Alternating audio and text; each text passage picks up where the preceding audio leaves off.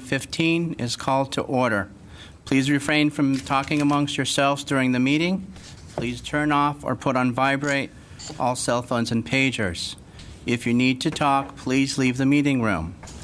Anyone who wishes to speak, including applicants, is asked to completely fill out one of the speaker cards provided at the table by the front door and submit it to staff.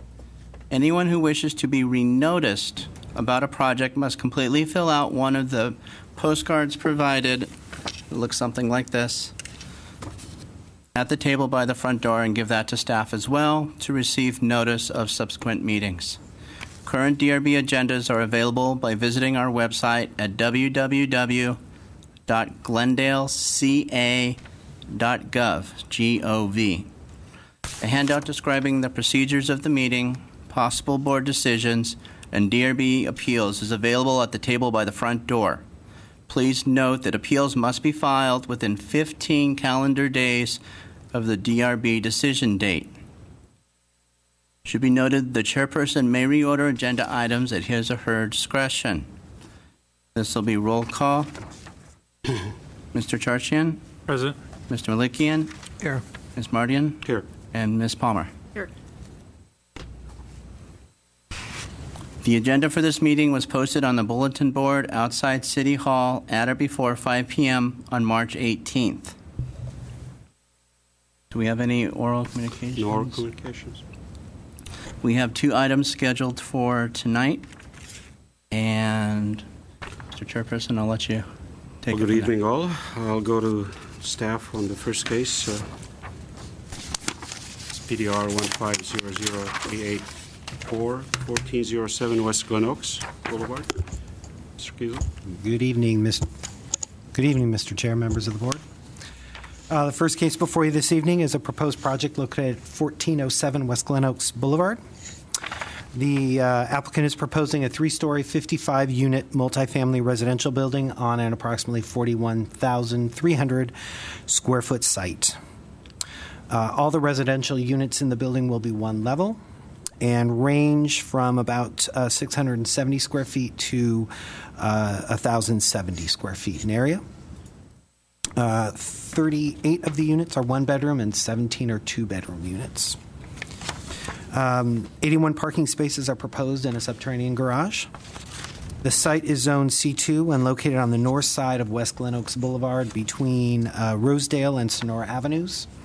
The site has about 250 feet of frontage on Glen Oaks and is 165 feet deep. The planning hearing officer recently approved a conditional use permit for the project to allow residential units on the ground floor of the project. This project also includes affordable housing units pursuant to SB 1818. As a result, the parking standards for the project are different from multifamily projects without affordable housing. And additionally, the development is afforded 2 concessions from the multifamily development standards.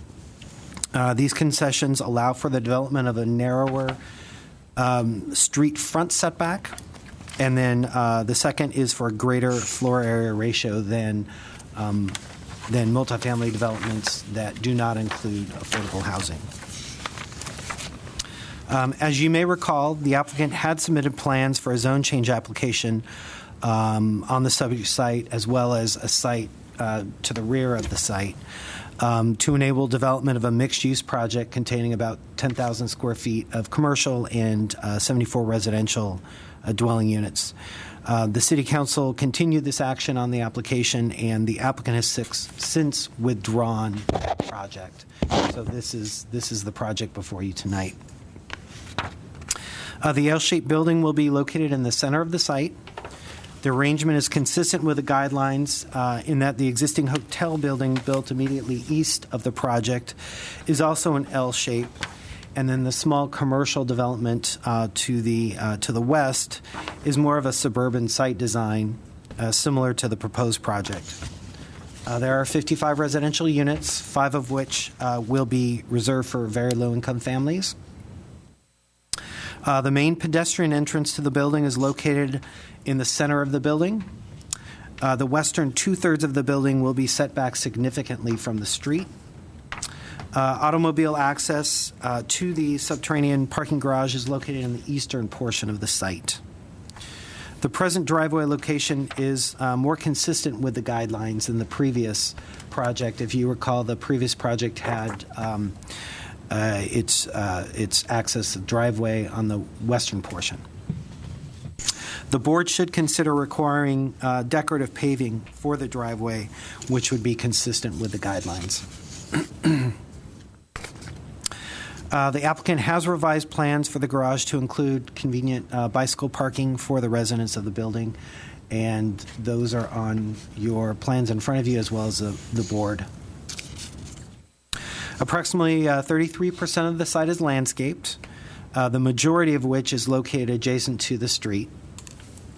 This also is consistent with the guidelines, which encourage buildings with long frontages to include open space visible from the street to break up the building mass. Planting will be 2 to 3 feet in height, which allows visibility into the site while also providing some screening for the residents. The guidelines recommend landscape design be complementary to the building design and plant material be drought tolerant. The proposed landscaping is complementary to the contemporary style of the building. It should be noted that the parking garage does not extend throughout the entire depth of the site. Therefore, the landscape material in approximately the first 30 feet from the street, in 30 feet, is planted in ground without the use of planters, which is a desirable feature of the project.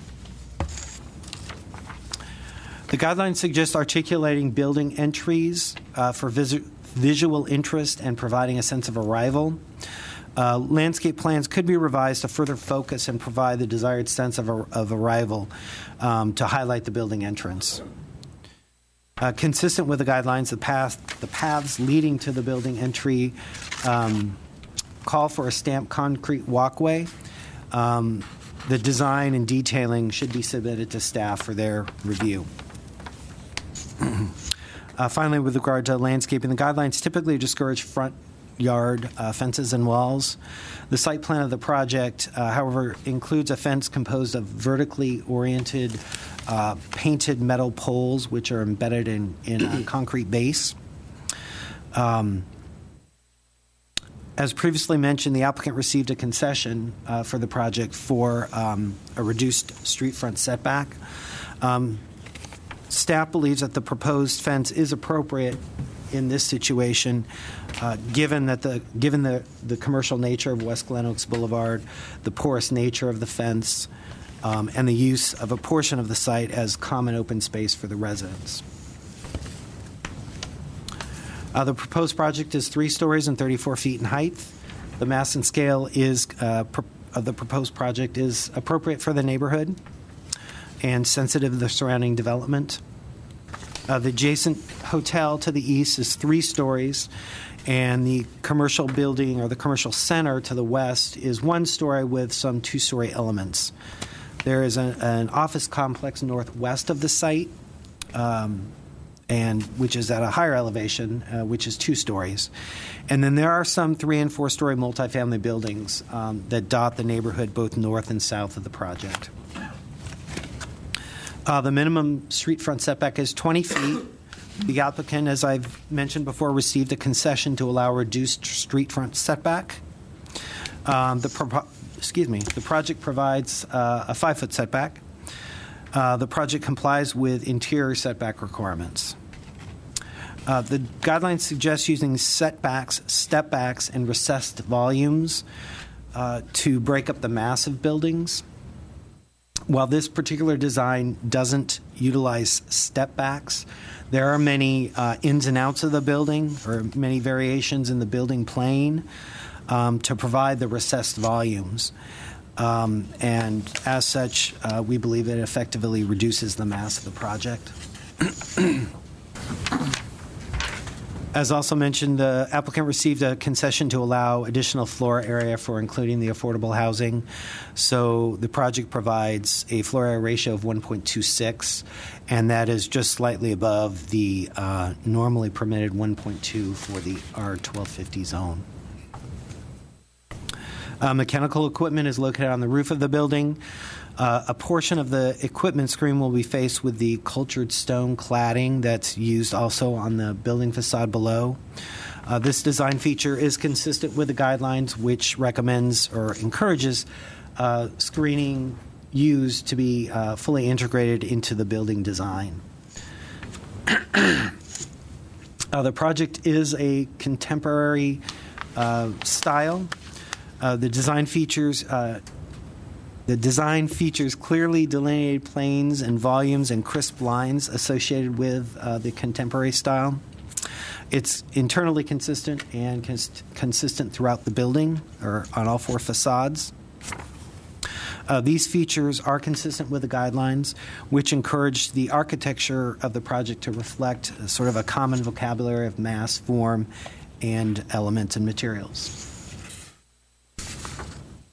The proposed colors, the proposed materials and colors are appropriate to the contemporary style of the building, and the material board was included in your packets or a material sheet. The building envelope is finished with a white plaster with a hard trowel finish, gray pre-finished metal panel system, brown composite wood siding, and cultured stone. Balcony railings are composed of the same plaster as well as a glass railing system, which is consistent with the guidelines which encourage balcony integration into the building design. Windows and doors are fiberglass wood clad with a bronze finish and coordinate also with the contemporary design building. Many of the proposed residential units have south-facing windows and balconies. And if you recall the previous project that you looked at, there was some concern raised about the comfort level of those south-facing balconies and windows. And so the board should consider requiring projections over some of the balconies and or windows, integrating those elements into the design to provide additional shade and comfort to those south-facing units. Staff will work with the team, the project team, to ensure that the lighting of the project will enhance the contemporary style of the building. And I should have said this before, the project plans are right behind you.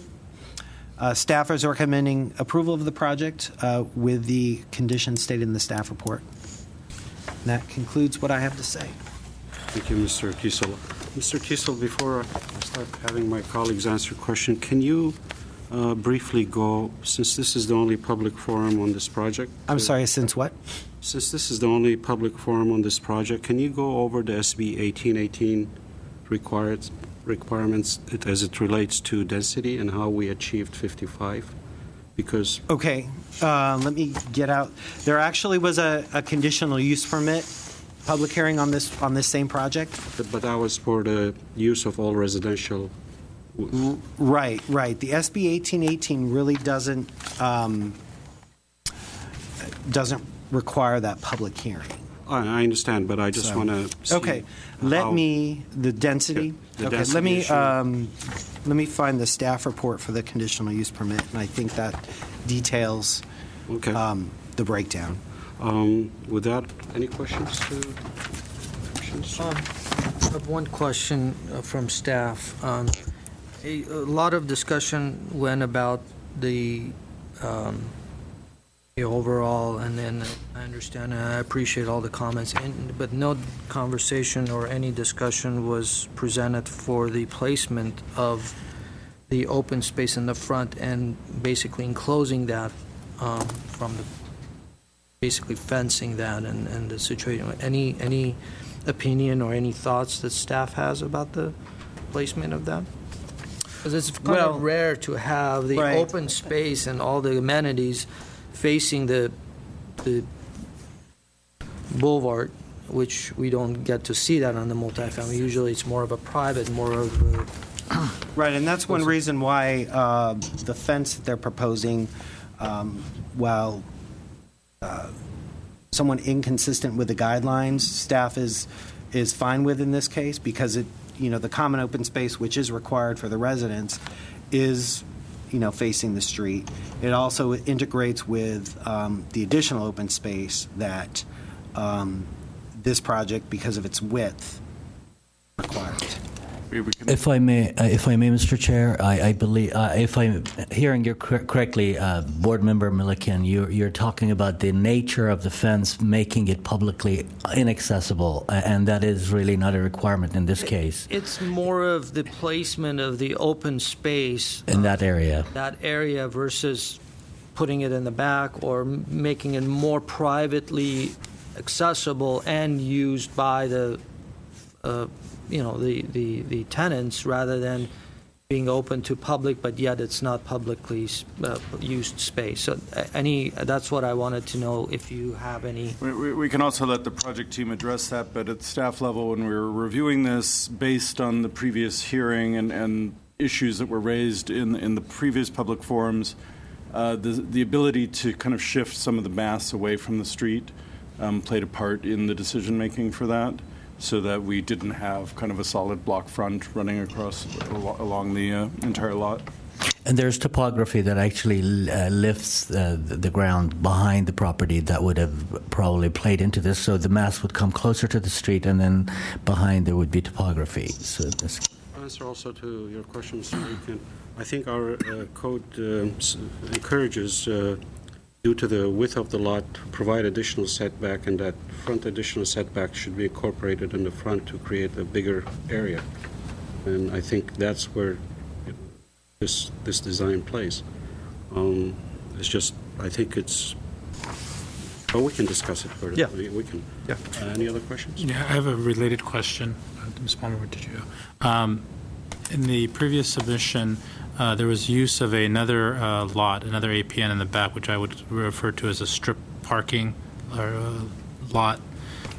Is that lot being used in this No. submission? No. Okay, so So the site is smaller than the previous project. okay, yeah, that's what I wanted to get to, and I wanted to understand the distances, because on, for example, A001, there shows the back strip is not being used, at least It is not. graphically, but on A005, there's an overlay over that parking. So just wanted to clarify on those points, so that's points clear. No, that's fine. That's and just, then, left over from previous. yeah, and then on the south-facing window projections that staff is recommending be considered, are there any recommendation samples or something that we can look at on our end today on those projections? Because I've seen some use in some of the multi-story, multi-unit developments, and there's been some negative community feedback on some of those. And I want to make sure that if we're going to be talking about that as a recommendation, that we have something that we can look at, something that staff can look at maybe. Well, this is based on a concern from the board at the previous hearing.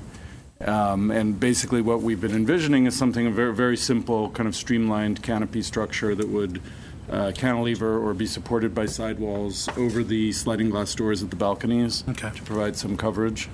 But there could be many variations the designers could come up with. Okay. But that we're talking about only on the third floor, because most of these balconies are covered. It's on the third top piece. Yeah, the projecting balconies do provide some coverage. There could also be brise soleil similar to what we have on the police building here on the lower floors, if that worked.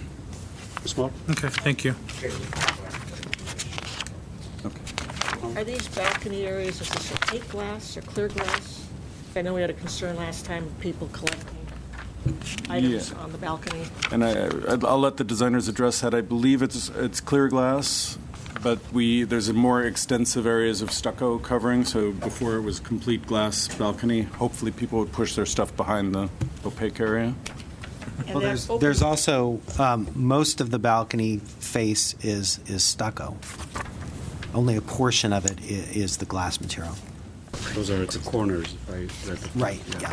And that open space in the front where the fence is that accessible without it being gated, or is it just open?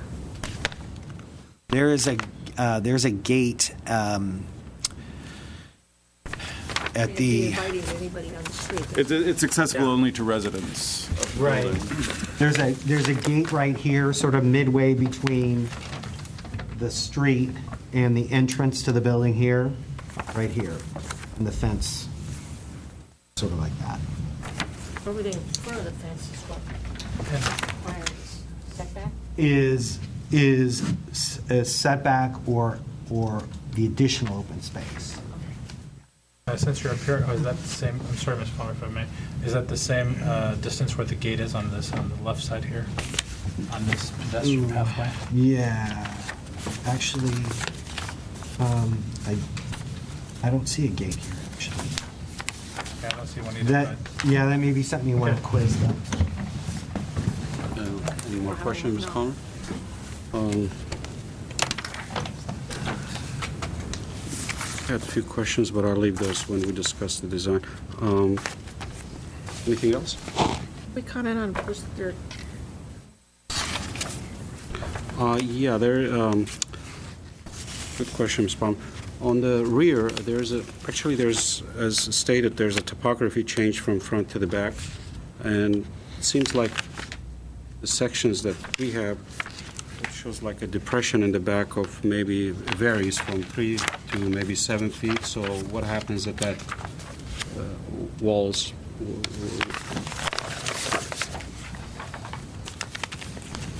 Explaining it again.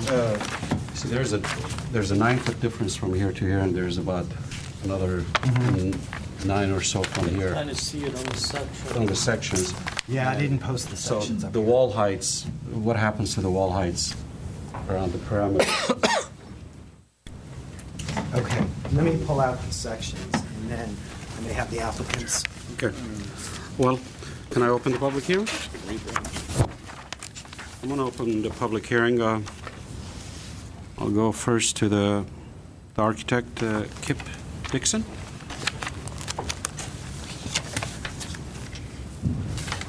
Good evening, folks. Please state your name and address for the record. My name is Kip Dixon. I'm a registered architect in California and live in Whittier and represent American General Design. Do I get the clicker tonight? I'm sorry, use the arrow button. The arrow button. Easiest.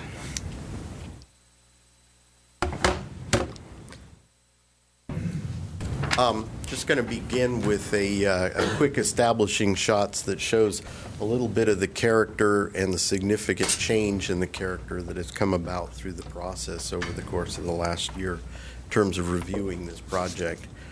And with a little bit of back information in terms of the discussion of where we were the last time that we were before this board in terms of the 79 unit with commercial at the ground floor and brought out to the street frontage, which was something that was very much encouraged by the city. And as you all know, we've withdrawn that plan and are moving forward with an alternate. City Council asked us to return with a project that would not ask for or seek any variances. And so we did, and if you look at what is being projected up there right now, this happens to be a project which requires no variances or conditional uses and has commercial space at the ground floor. The issue that we felt about this after hearing the community comments was the community comments often stress the height of the building as being a problem for them on the site, and also the additional traffic that would be part of this. So I will show you in terms of the relocation of the driveway, but what we opted to do was to seek a conditional use permit that actually brought the building down to 34 feet and brought it down another 10, 11 feet lower, which we felt was within keeping of the interests of the community of what they had asked us. The other thing that did was it brought less commercial traffic, which seemed to be a major concern, onto the site. They were concerned about what the nature of the commercial uses might be within that site. So this is the project that you have before you, which is significantly reduced in scale and increasingly are enlarged in terms of the landscape area. And I will address the issue in terms of where the open space is as a part of this. Just a quick snippet of the existing, in terms of what the existing zoning is. And we brought into that the R1250 zoning, which was permitted in terms of the residential lot onto this property. A couple of things to take note of is that when we had the discussion, there was a lot of discussion about the access of this commercial driveway relative to the bus stop and the stacking distance for people that would be driving out of here, even though there's an existing driveway, and being able to make left turn lanes. So we moved it entirely to the low end of the site where we could bring the building only up 5 feet, still maintaining it as a subterranean, and move the driveway to the extreme end of the street in terms of providing much greater traffic distance and stacking lanes here in the morning in terms of the project. The other issue, which I think is probably the most significant one that you folks are pointing to, is one that we've been concerned about as well. The existing hotel building is an L-shaped building with parking lot that happens in the front of it with fairly significant landscaping that goes around it. In looking at our previous submissions, our urbanistic instinct and knowing that this is intended to be a transit corridor, in talking with the city, would have been to have the building at the street. The zoning requirements in terms of providing the residential on this require the significant front yard setback and require the open space to be contiguous with that front setback. So we were not left with many choices in terms of where we could have placed the building. Our strategy was one that the backside of this building is actually painted, and we're looking at landscaping it. There's significant landscape between these two buildings, and will be essentially little to no wall that is presented in this scheme back over to the hotel space. But what we were able to achieve with this is that all of the units are either going to be facing the public space or the open space to the south, and potentially the open park, which will happen to the back, or they will be facing onto the courtyard or into this open space between the two. That open space between the two buildings now is approximately 30 feet with mature landscape in between it. So it's a significant improvement in terms of quality of light and air for the residents over what had been proposed previously. Is that more than 10 minutes or 5 minutes? 5? It's up to you. Yeah, go ahead. Finish up. Okay, no problem. As mentioned, is that the space in the front of the building, because we're required to provide that open space, and it is the south side where we will have sunlight to it, there is proposed open space to the rear of the property in the form of a park. And one of the things that the city had asked us to regard is in the development of this, please provide a pass-through or access for the residents that would be consistent with their entry sequence for how they might access the park directly, and I will show you that in the plan. The space in terms of the landscape space, we have somewhat private areas that are set back from this, a larger area that is available for play equipment or for children to be there, but also a barbecue, fire pit, set up with a shade structure, and then a little further down you'll see that there's a water feature for kind of some acoustic noise masking that comes in at the entry point. The view looking back the other way to where the commercial building is, and we're going to be planting bamboo along this line in terms of screening it, and you can see the fountain that's here at the front. Existing building that is adjacent, and the landscaped area that's here in the front, and questions have come up about the fence, and our understanding is that the fence is not necessarily a desirable thing, but given the nature that we're looking to use this because of the requirement of the open space as private space for residents and children, it seemed appropriate for us to actually set the parking back, and the parking is set back some 25-30 feet at the subterranean level, which has provided for us an embankment that goes up, And previously, your commission had concern about the maturity level of the trees that we would be able to develop along that in terms of some shallow planters. And now all of this is going down to native soil with nothing below it. So what we're anticipating is the inclusion of these trees as large specimens that come in. We'll be able to have a large level of growth that will happen along the street level. The way the landscape is set out, and I think it's a little easier to explain it in terms of this diagram, is because the site does slope down 4 feet from this point to that point. We have an exit gate that is right out at the street, and the reason we brought that gate out all the way to the street is we didn't want to have non-residents that would collect or bottles and things that would be back in that area. As the site slope comes down, we're able to bring disabled access up to the same point in terms of where a set of steps comes up approximately 3 feet at this level to the entry gate. And a question was brought up about gate or about security. We see that this will be the kiosk point in terms of having electronic access and communication into the building will be at that surface as opposed to inside of that surface.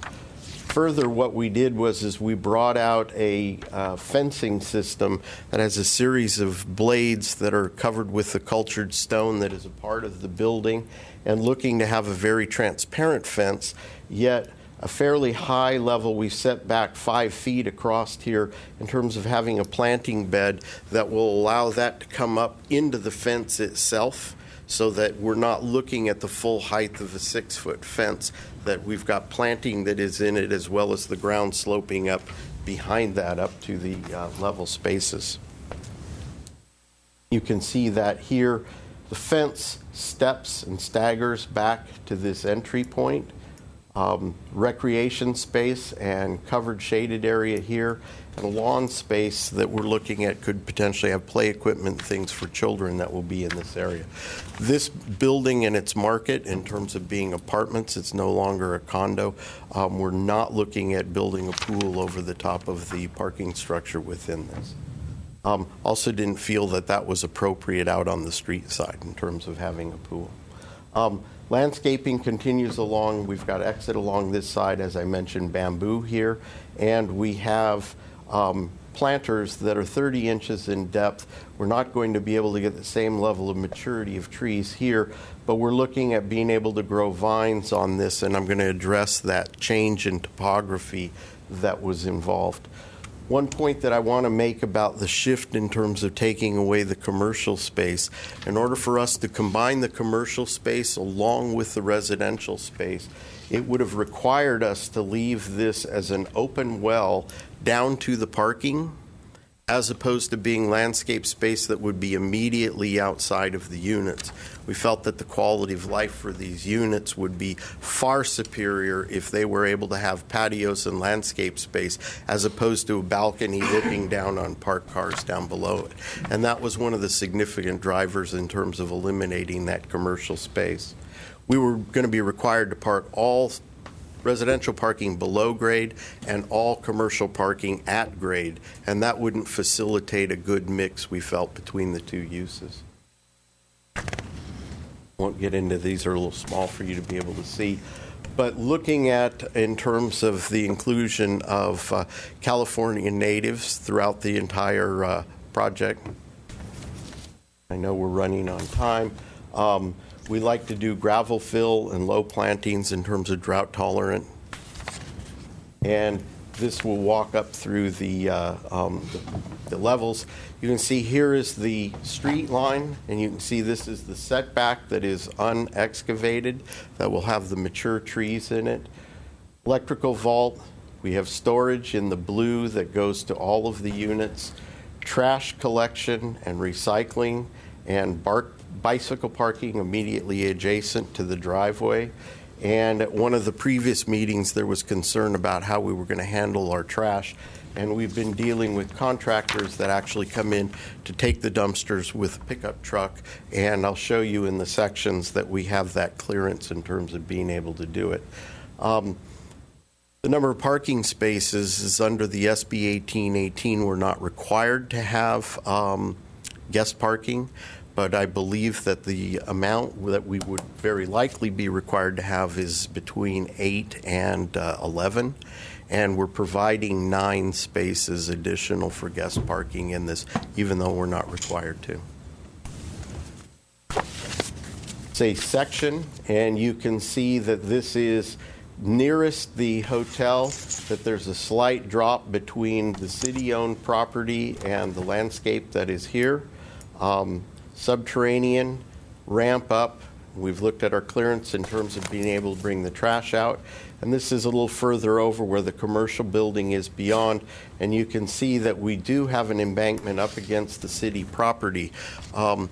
If the city does, in fact, improve that property to be a park, I think one of the things we'd be really grateful to work with them is how to minimize what that stack is or that bank between where we've been able to locate.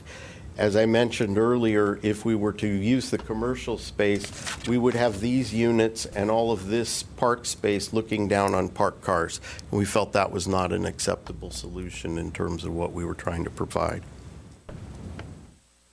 Cross-section going the other way in terms of the commercial building. See the open spaces and it comes across. In our previous schemes, we had essentially a 10-foot high wall plus planter on top of it that was adjacent to the hotel spaces. And you can see now that this starts at about 2.5 to 3 feet and actually gets smaller as the land rises in the back. So now we've opened up considerable amount of open space for both the hotel and our residents within that. Our planting is still looking to have vines that will grow down across the edge of that. One of the things that Roger explained the plans, but I wanted to take note that as the entry sequence comes in, there is a back door, and the anticipation is that with a gated situation and work with the city in terms of what that park might be, that there will be access for these residents straight through the circulation system out to the property in the back. Upper floors, you can see the yellow or the two-story or the two-bedroom unit. Building materials, Roger mentioned that. It's our anticipation that what we're going to be doing, and we've provided, is that there is a secondary shading device that comes across at the transom at each one of these. Dimitri, did the image of that get in? Did not get in. We're anticipating that that is an aluminum structure which will be colored the same as the window frame. We haven't decided whether that will be solid or whether it will be a louvered, but it is a very thin band. And if you look closely on the elevations, they go across all of the south-facing windows, and in particular, staff's comments about up at the third floor, that's where we have them as well. Those also serve, by putting them at the transom, serve as a light shelf that brings natural light deeper into those units. Materials, looking at a metal cladding that was part of the original system, it's kind of a dark gray. We have wood siding that is a very nice composite. We've been looking at old materials that were hardy board, and we found a Nichiha, an imported Chinese, or not Japanese product of recycled materials that really provides an outstanding look. We're actually using it on our own office ourselves in terms of what that is in terms of durability. A very smooth troweled plaster finish, no pebble to it, and we paint all of that with an elastomeric, so it's a very flat, even surface as opposed to something that will stain and collect dirt. As mentioned, we've got wood windows that have a high-end fiberglass cladding on the outside. Cultured stone, and the staff had asked in terms of having cut sheets and information. We're more than happy to sit down and bring mini samples to staff and discuss which one of those cultured stones they think is appropriate. Question had come about the balconies. In the previous scheme, we had glazed balconies that went all the way across. Your group had expressed concern about being able to see onto those balconies. And we've responded to that in terms of immediately in front of the windows, we have provided a solid balcony, and then this is frosted glass in terms of a glass rail that simply happens at the corner in terms of minimizing that visual impact. And that brings it to a conclusion, and I'm happy to take any questions. Thank you very much, sir. Can you go back to that section, since you're up here, clarify that rear section there? Because I don't think those are the same plans that we have with the ramp and all that. Because Okay. This is at the, I know I'm away from the mic. Well, I know where it is, but I'm talking about the height of the wall above the subterranean. Height Right there, above the yeah. wall is subterranean, steps up at 30 inches here, and then Need it to- goes up. Yep, you have to, Yeah, Kind of. no, you can point it, sorry. My apology. I speak at school very loudly. We're talking about 7 feet here, and we have 30 inches. 7 is the maximum at the one end of the site, and it's approximately an additional 2 feet above the landscaping at that point. And that's the point which I mentioned is that if the city, in fact, does come in and looks at the development of the park, what we'd like to do is seek a relationship not only in terms of a gate for our residents, but in terms of minimizing that bank wall Do we have the latest plans of the. and what we're looking at? It seems like there's several things that are different than what you just showed us. I think that we've added color to these plans, which is probably what's The there. parking plan is completely different than we saw. The sections are shown as 8 foot 10, and you're saying 7 foot, so I'm not sure. Right now, it shows 8 foot 10 as the tallest part of the retaining. This, from here to that floor level, that's a 10-foot in terms of up to that floor level. So if we're talking about this being 30 inches, this is below the 10-foot line. No, I understand, but the retaining wall that you were just mentioning, you said 7 feet. We have it 8 foot 10. Right, 7 feet above the planter, Above the planters. above the planted level. And planter is how much? We're looking at the planter being 30 inches. So it's more than what you're showing here. Okay. And, So- We need to get at least 30 inches in embankment if we can get even a moderate-sized tree to grow in that space. I have a Yes, sir. question that is boggling my mind, and maybe you can clarify. Let's hope and wish that the city comes through with the park, but assuming that they don't, or in the interim period when it's a parking lot, how are we protecting the residents from cars that might just drive over that edge? Because I don't see any. There is built there. the city property actually has a concrete wall that contains the property at that point. so there's a wall next to.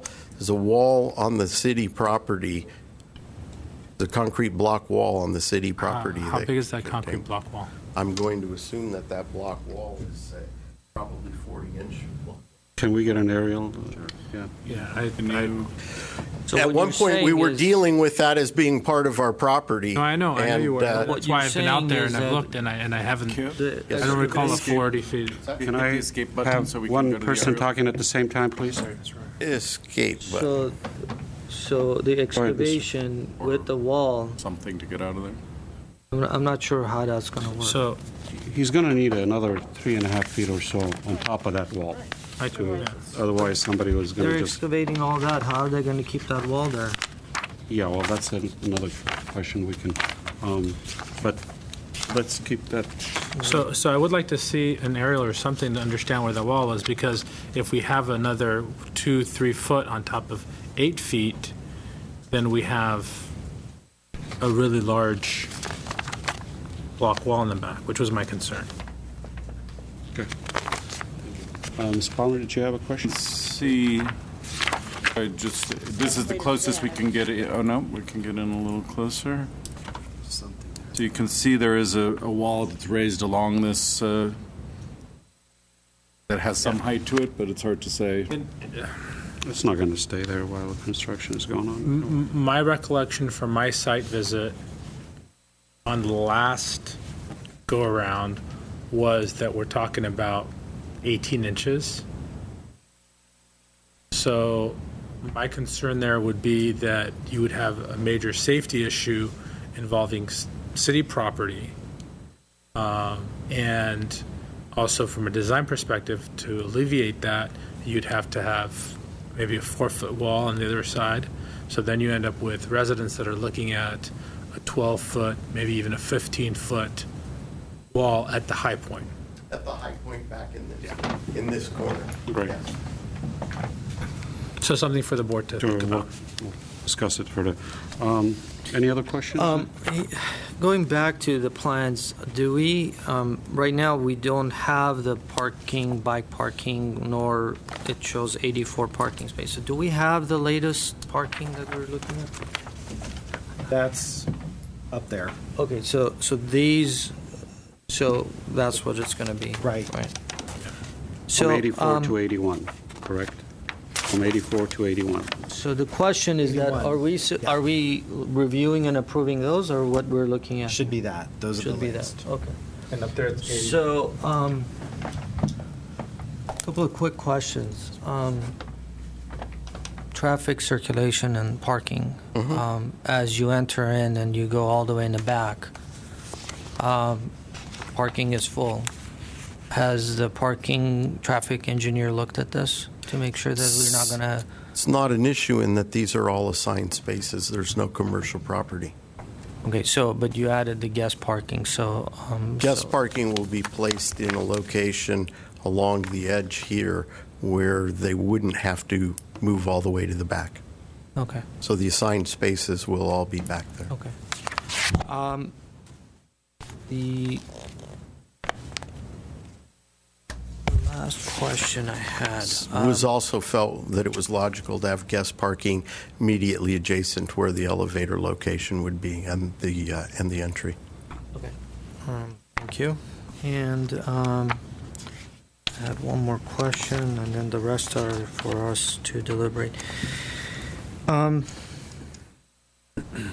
Looking at the elevations, and I'm trying to understand at what part of the elevation is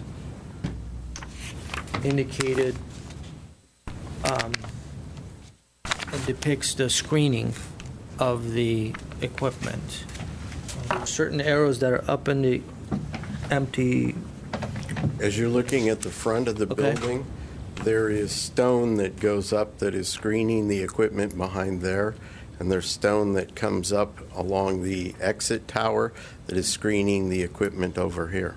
Okay, but on your roof plan, you're showing screening all around the equipment throughout the Right. entire length. We have equipment in the plan. The equipment is approximately 30 inches high, and there's equipment that goes along the center edges of that, Right. and it will have screening, but it's not visible from the street, even if we didn't have the screening, because it's pulled back away. We will have screening fence as we do on all of our projects. We place the mechanical equipment. These are Condensers? condensers, and we place them over the circulation space in terms Right. of minimizing noise. Right. The so all the screening around the equipment are going to be cladded with stone? No. Is that what No. it is? Stone in the area where we have the higher mass for the stairs and the elevators, and it will be a metal-clad louvered system that goes around at those lower elevations. And it'll be Look at colored. this rendering, there's the raised portion kind of at the hinge of the L, and that's the area that's clad with stone where there are also the taller bulkheads for the stairs and elevator. Yeah, but that doesn't screen the AC units. That's not screening anything there. You That's just have like a 6-inch curb and a parapet. Right. Yeah, We have two screens, actually. We've got parapet walls around the edges of the building, and we have the screens which are further back, even further. Okay, thank you. And then the last two questions. One is, do you have a sample of the wood that you're and the stain? Bring it in. Can we see that color? Because the elevation rendering and then the... Thank you. And the last question, your site plan. It's a little bit difficult to, on your site plan here, The edge of the deck, it's clearly indicated on the on one of these that one at the bottom, the first level. So it kind of shows. But on this one, where is the edge of the deck? Edge of the deck for the parking deck below, where the concrete comes across. This is, Okay. I don't want to hit Arthur with the okay. the laser. That goes across here. Okay. This portion will have Go a, back, sir, to the, That's fine. That's fine. it's And then- actually here. Right. I see it over there. but 43 feet there's back not and, shown. right, And then the pond or the pool or the lake pool is raised above that. it's raised above that. Okay. That's all I have. I have two questions. Go ahead, Ms. For Palmer. fire code, are you required to access clear around or be able No, to we're get not. to that area in the back? No, we're not. And on the storage area in the upper right corner, Mm-hmm. is there room to get storage out with a parking place right next to it? There's only 30 inches or something. In terms of that, we're going to have to look at whether we come back out of the corner of that, but we have storage for each one of the units is actually above the nose of all of their cars throughout the entire thing. So I just meant for access to that one. If there's a car understood. there, that might. It's a good comment. One last question. Go ahead, Mr. Milliken. The windows that are placed for every bedroom, Mhm.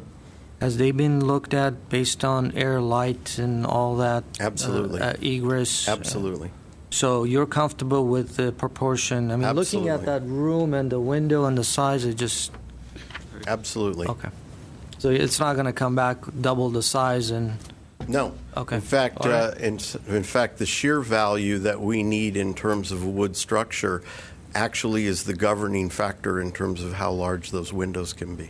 well, I'm more concerned about the comfort of the people who are going to use it and not the affordability of the Correct. construction. So It's not. Those are bedroom windows. I understand. Yeah, but again, it's a good call. I was going to ask him that question because even though at 8% the room size, I think those look very tight. They're floor to ceiling and they're 40 Yeah, inches I wide. get it, but it's, 12 by 12 room, but that's something I'll Okay. discuss a little further. Can talk about Speaking on that, how do you deal with roof access, garage ventilation? Garage ventilation Addition. comes up directly through center where the core is. The trash chutes go down in this area. Garage ventilation comes all the way up. Calling the boiler and the tank? Right, all the way up through the top of that. And then you had another question in terms of, How much is the projection in the material change that you have? I see very minimal change of, the elements, the treatments that you're adding.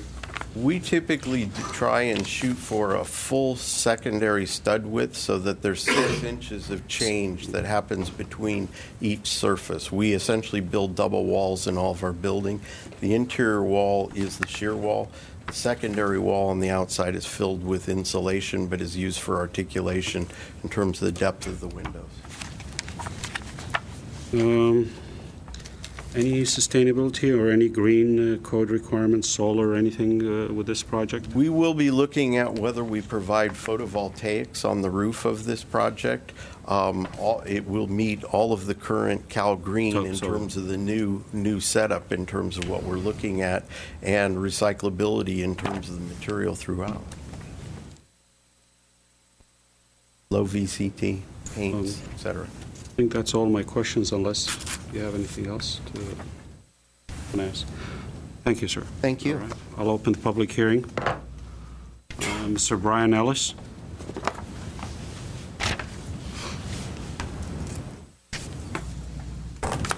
Good afternoon, Chair, members of the board, staff. My name is Brian Ellis. I'm a resident of Glendale.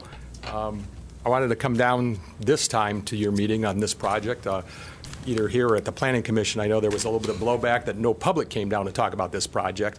The last time you saw it, you couldn't make a decision on it. That's why I didn't take time off work in October to come down and talk about it, but I am here tonight. First, I want to thank the applicant for listening to the community, going back and doing some work on this project. I'm a little sorry that it took dragging a lot of people down to council to have that happen. I think there might have been some problems with the project early on. Nevertheless, the project that you're looking at tonight is a vast improvement over what was offered to us last winter. I still have a few concerns with it. I think it still possibly has a few too many units. Unfortunately, with the state's Affordable Housing Act, cuts a lot of slack to the builder. He's got additional units, some setback things. I know they're working very hard not to do any variances, but, a conditional use permit, there are some things that they have to do. I'd like to have you please look at that density. I think you guys brought up some interesting questions. I was a little concerned about the guest parking. At this point, there's nothing available for somebody to do a stop and a drop-off unless the street curb in front of it is continued open parking. I don't know if it'll get painted red with the driveway now in the building. But the parking for guests, I think, is a real issue. I think it's underparked for the number of units. I mean, I know my daughter lives in a one-bedroom apartment, and they have 2 cars. They're a working family, and I think that's going to be true for many people who rent units. One of the suggestions maybe would you consider a curb cutout off of Glen Oaks, a little drop-off point or something like that. The last thing is I believe you're going to look at an environmental impact report or a CEQA report. Based on the materials that was provided in your packet, or at least what was on publicly, that CEQA report was for a totally different project. It was a bigger lot. It had commercial building in it. It might be in the same neighborhood, but it's a different project. And so I would urge the board to consider that before you approve it. Thank you very much. Appreciate taking the time. Thank you.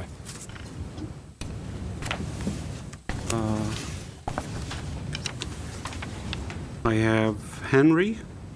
That's all it says, Henry. A little late for showing up to this. I have a couple of concerns. Mainly is parking. And if you're giving that a lot of concern, I own property on 5th Street in Sonora, right on the corner, and that it is almost impossible to find a parking spot on 5th Street or Sonora. Also, if you consider a lot of the cars are going to turn up Sonora Street and then go down 5th Street. This street is just jammed full of cars all the times, honking horns at every stop sign and everything else. You have the DMV at one end, you have the church, and you have a grammar school at the other end, which creates a big problem. There are always cars there. People wait almost right now to park. So if you do not have adequate parking for the building, and then you turn around and you have commercial building down below, which is going to make it worse, where are they going to park?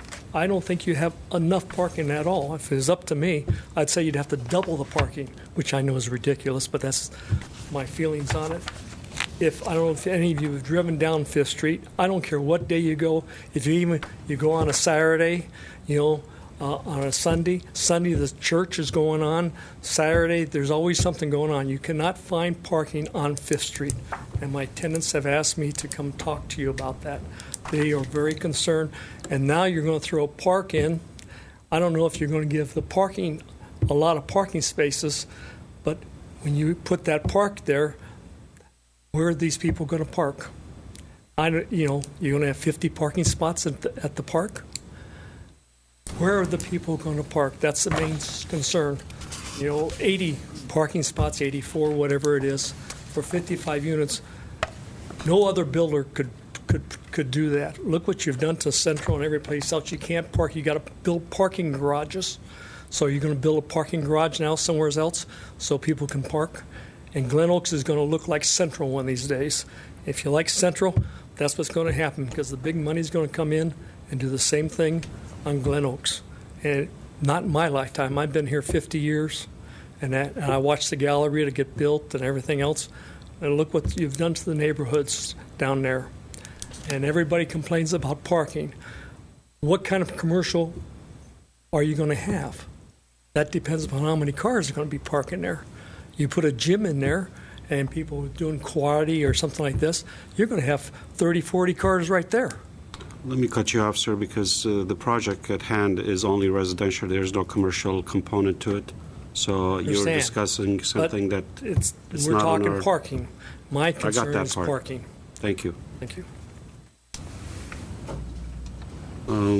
I have another speaker, Mr. Rodney Khan.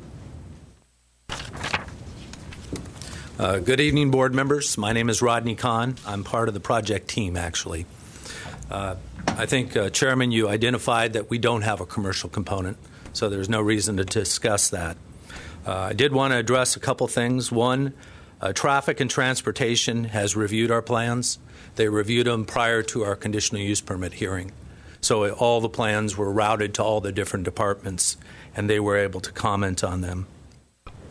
As it relates to other parking comments, we would welcome a turnout space on Glen Oaks. So if there's an opportunity for us to have a turnout space or a loading space or something like that, please, we would like that as well. There is currently parking along Glen Oaks. It's restricted parking. I think it's 2-hour parking that people are able to use. So there is some on-street parking. We're not calculating that in. We're not counting that, but it does exist. The affordable housing that's been discussed and the density bonus ordinance and how that works, that's a state requirement, I'm sure, as you guys know. It's something that we are consistent and complying with, and we've incorporated into the project. So it's not a discussion as to how many units we can do or not do. This is what the state allows us to do according to those requirements. And you had a question about that earlier. Yes, I've got the calculations now. I'm going to ask him that question once he's finished. That concludes our presentation overall. We've had a long journey with this project. It's been a year plus. It's been a number of different designs, but we think we've come back with a project that addresses, if not all of the comments and concerns we heard from the community, at least a large majority of them, along with comments we heard from City Council. That concludes our presentation. Thank you very much. Mr. Khan, I want to keep you there for a minute. Sure.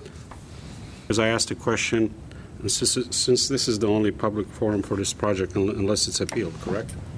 Well, there was a previous public forum for it, but Yeah, I mean, after this approval, right, After this approval, yeah, your approval, this is it. binding. this is it. Right? Correct. The reason I'm asking, I just want to make it clear and everybody will know in the public. Can you elaborate on the SB 1818? Based on what I read, what I understand, what you're allowed today on the property is 41 units because of the lot width. You get 41 based on 1,000 square feet. Correct. Correct. Yeah. Then, since this is a low-income housing, then you get what, the 35% maximum based on what I understood. Right. The applicants want to provide 11% of the units, of the total units, of the total base units, I should say, as very low income. But the staff report says 5. 5 units are low income.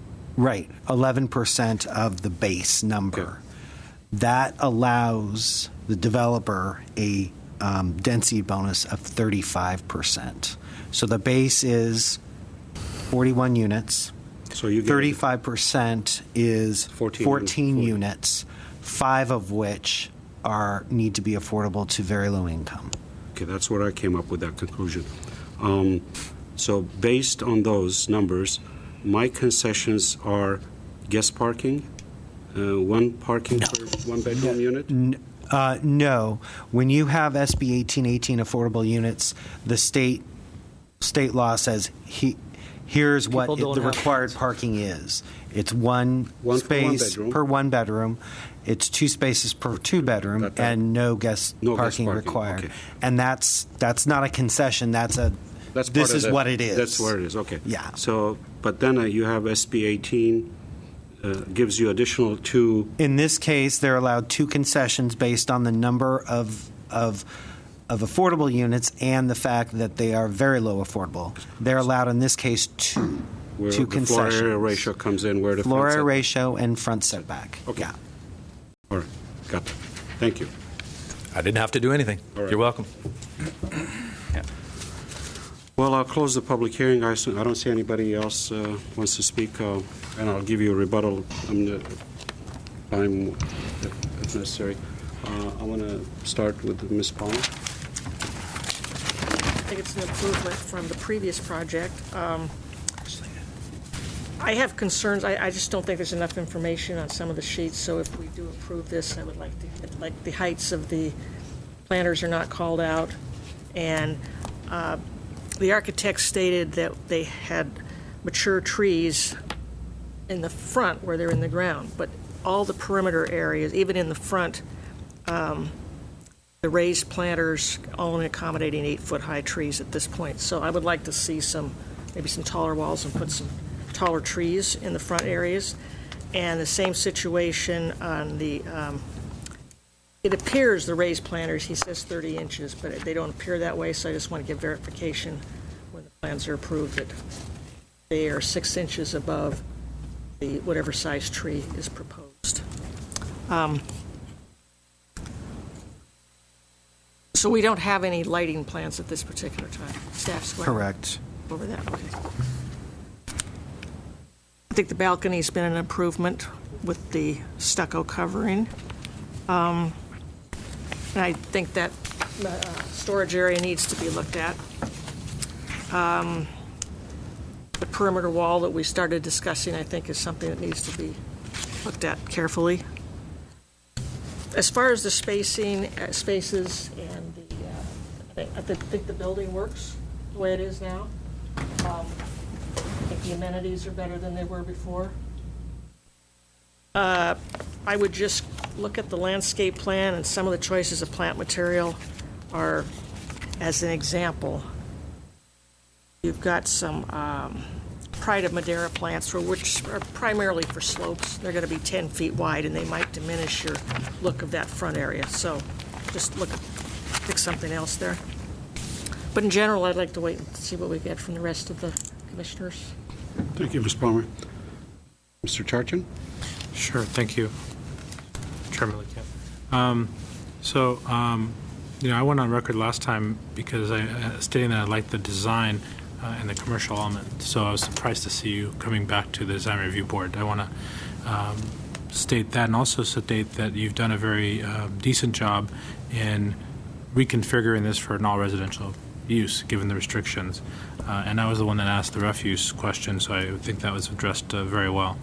I understand that my friends on the Glendale bike walk community may have been the ones that spurred the bike storage in a convenient location.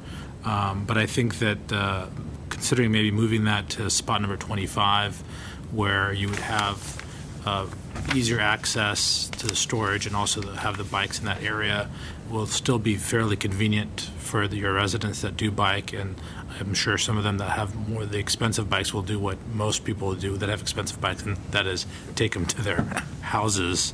And then you'll net gain 1 unit if you do that. And I think that will add 1 parking spot, guest parking spot, that will help a little bit on the parking concerns. And I know you've gone above what the minimum requirement is on parking. I do have a very significant concern about the north property line, and that what I would call orphan lot that the city has back there that's basically tied in on all sides by other properties. I know there's future plans to develop the lot to the north. Currently, there's access from the lot on Sonora to that parking lot, but that elevation change is a concern. I would ask staff to make sure that that high point, that height is properly addressed for those residents that are living there. And I would especially hate a situation where the very low income unit ends up being that low one corner one that looks onto a brick wall. I think that would be a disservice. That would be a disservice to the community. I know that the rules don't let them cherry pick where they put those, but right. Our housing staff looks at that. Yeah, and then they're very good about that. Whereas some cities might not be. From a design element, I would hate any resident of this complex to look at a 14-foot wall. But I understand that there's topography issues, and that's the best I think you can do, but we want to make sure that's also a safety concern too from that back lot.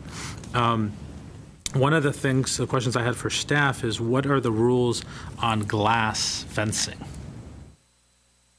if any restrictions from the city on glass fencing? There aren't any restrictions on glass fencing. It's more if it is consistent with the architecture of the building. Okay. Building safety It's more of a reviews it to design make sure it's review. tempered glass and. Sure, okay. I think that this might be a project that might benefit from glass fencing with aluminum shoe on the bottom and the front versus the, I would guess, iron fencing that's there. I think would be beneficial both for the residents and outside, something to look at potentially. But overall, I think most of my concerns are addressed. We just clarify, you're talking about along the street front? Street front, yeah. Where the, And so 6 foot tall glass fencing? yeah, and to make sure that's clear for my colleagues, I'm looking at that as a recommendation, not a requirement. Put it as a In lieu of the consideration. fencing. Move the fencing to make it more Or a transparent. combination of. Part of the Clear. problem with that, Art, is that their landscaping is meshed in with the fencing. And if they've got True. irrigation, that's going to become just corroded, and I think it's going to look worse. Spotted, yeah. If you're familiar with the fencing in Hancock Park, where the Page Museum is next to LACMA, the fence they're proposing is very similar to that, and the experience when you're walking or driving past that is it's very transparent. It is, yeah. But it also provides good security, and it's pretty nicely designed. And breeze. Yeah, And breeze. The rendering doesn't convey that. The Okay. rendering conveys, from a design element, no offense to the architect, it is more reminiscent of something that you would see in South Los Angeles for a security feature versus North Glendale. Well, we could add I would hate to have that type of feature in North Glendale. We'll add a condition to require a detail to be provided for staff review and approval that we think is adequate to Fair enough. comparable to the Hancock Park situation.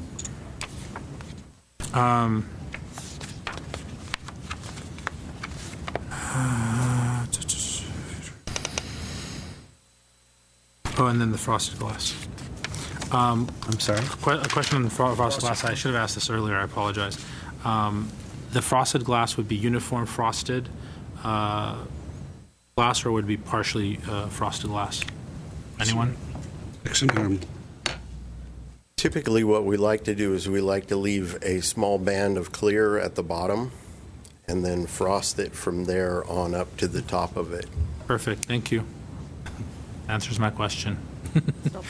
Thank you. For the viewing public, there is an exhibit that was brought into the room that has the frosting element. Thank you, Mr. Chair. Mr. Mulligan? Thank you. It has been a while, and I think it has been evolving in a right direction, in my opinion. Overall, I think scaling the building down, reducing the height, and making it a little bit more proportion to the rear yard, I think it's beneficial to the neighboring properties.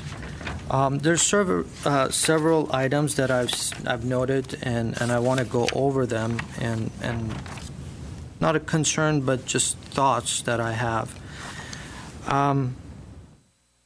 We talked about we'll go from the back to the front. We talked about the rear retaining wall, and having the large retaining wall being the backyard of these units. I think rather than assuming certain conditions off-site, I think as a developer and as the architect need to be proactive and address that, not to assume the wall is going to remain, and so that needs to be addressed. I think as we would have it in residential projects, that we would have a large retaining wall facing the back area. One of the recommendations we would have is to step back and create some levels of retaining so that we can kind of landscape and soften the large wall that we're going to have there.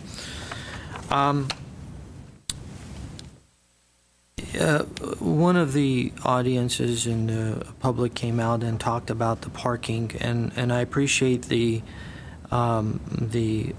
additional parking. I think it's definitely beneficial, even though it's not required. I think one of the conditions that I was going to bring up, which I'm glad Mr. Khan brought up, that a drop-off zone or a loading area, I think it's really beneficial. I brought that up on the previous. I don't see it here, and I would definitely encourage that to be placed as part of the drop-off zone, and that may impact some of the outdoor space, which at the end I'll talk about the outdoor space, my concerns about the outdoor space. But I think definitely a drop-off area would be beneficial. One of the not concerns. I mean, I'm not dealing with the inside, but one of the things that I've noticed were the exiting and having the stair in the middle of the building and being able to exit out into a lobby.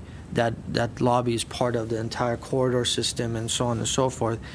What I'm afraid of is that once that gets developed, it may be in a schematic design level rather than it gets developed and the codes and all that analysis come into play.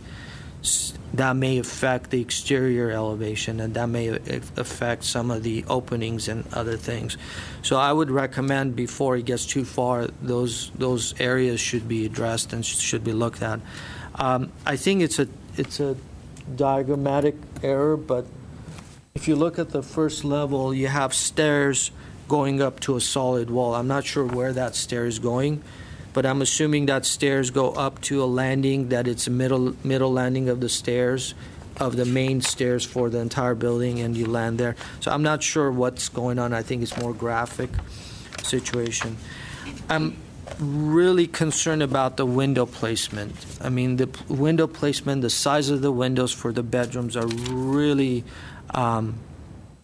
in my opinion, I think it's really undersized, and some of the placements, and it came to me that now I understand that the structural conditions are dictating the size of the windows and openings, but I think a definite study needs to go in. Just an example, that corner unit has a small little window that it's meeting the code, but right next to the elevator. And just that one of the examples of many that it's there. And the other thing is that, and staff talked about it, and I think I was one of the people that are brought up about the south-facing windows. A little bit of an eyebrow over a floor-to-ceiling window is not really addressing a shadow and addressing the comfort of that room. I think a study needs to happen. A light and shadow and usability of that spaces need to be done, that it will impact the overall design of the building. And unfortunately, what's going to happen is that people are going to be using that, just like the corner unit. You have a floor-to-ceiling window, a bed is right next to it. They're going to come and hang whatever they can hang.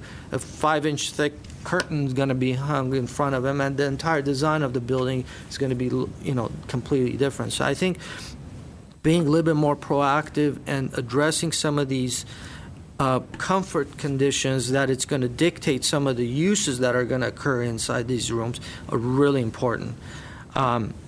So I appreciate the design. I appreciate how it's coming. I appreciate all the forms. But again, the use in those spaces are going to dictate. I appreciate how the balconies are addressed now. I think that definitely gives a character. It breaks the volume and the repetitiveness of the exterior. I think it's really, really beneficial to the overall design. But I think these large windows and the narrow, small windows are both, in my opinion, they're a concern. Talking about the exterior, I generally don't like to. I leave that as something towards the designer and the architect to decide on, and I really don't like to get into colors. But in my opinion, I think that sample, if that is going to be used as the actual color and the gray, I think it really needs some vibrant, some interesting colors there that it would kind of accentuate these volumes. I think creating all these materials that are almost the same shade as they are rendered, just very bland and very subdued colors that will not really bring out these areas that you want to express. That particular material, I'm not really sure. I don't see any details. You have these freestanding panels. Looking at your roof plan, you have these panels that are coming up, and they're just freestanding walls that are coming out of the wall. I don't know how these are wrapping, how these edges are. I mean, this is what it's going to look like at the edges. So I think, I don't know if you can miter cut this and turn this thing around. I don't know if it's going to be a trim. I don't know. So there's a lot of these little unknown details that it's going to make or break this overall design. I think that's one thing that I would insist on seeing or bringing to staff, and I'm sure staff can handle that. And last but not least, my biggest, I shouldn't say concern, but biggest point that I want to make, or the area that it's being proposed at the outdoor open space in the front. I appreciate all the code, all the requirements, and I think it's creating a really beautiful space, in my opinion. I'm kind of torn between, is it an open space for public or is it open space, private open space? If it's a private open space, it's so open, it's probably most highly commuted, area that we have in Glendale. That boulevard is I don't know what the traffic count is over there. I mean, it's the loudest, and predominantly all cars going there. No pedestrian walk. So we've opened up this very transparent railing and open space and you call it as a private recreation space. People are going to gather over there. They're going to barbecue. They're going to play. They're going to do all kinds. But it's just going to be completely open to public area to kind of see and stand there and watch everybody enjoy and do. I don't know if it's really going to be a comfortable space for people that are going to be using that space, in my opinion. And that's something that's more of a, conversation that we can have amongst ourselves. But that's the concern that I have in that space. And the last thing that I want to talk about, and last thing, is the usage of the storefront window system on the ground level. That to me, it's a reminiscent of what it was originally proposed as a commercial retail space on the ground floor. Now it's becoming a residential, and some of these storefront windows that are being placed at the bottom, above the podium or above the first floor, it feels residential. It has a residential, human scale, whereas the ground level, all the open ground, floor-to-ceiling storefront windows and the doors and everything that are there, and this is what I'm looking at, and as far as the elevations and the perspectives, I think a little bit of a softening of that, and some of the materials that are used above can come down, and some of these storefront materials can be replaced with some of the softer wood or whatever the materials that are being used throughout, and maybe even some more stucco. Those are my thoughts and concerns. Thank you, Mr. Malikian. But before I go into my comments, your discussion about the common area location, historically, even Glen Oaks, if you notice on the older units, two-story, they either, most of them have created a courtyard situation. This happens to be more of an L-shaped building. but all these courtyards you see historically in these older, I mean, on Glen Oaks especially, Absolutely. they're carved in, but, and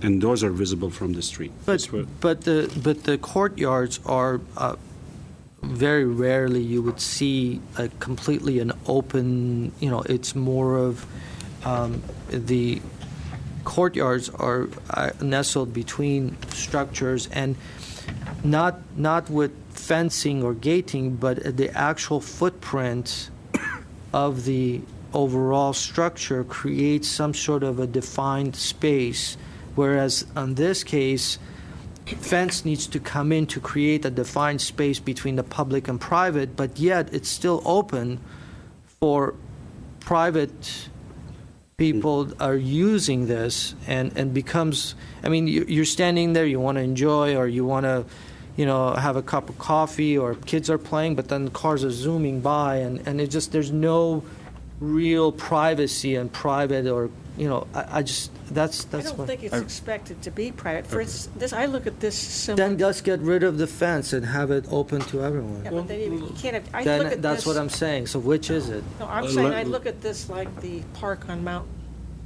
Let me give you another example. I'm sure you're both familiar with the park towers. The high-rise multifamily units.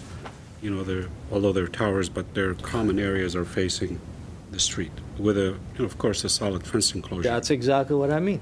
Okay. Could I? Go ahead.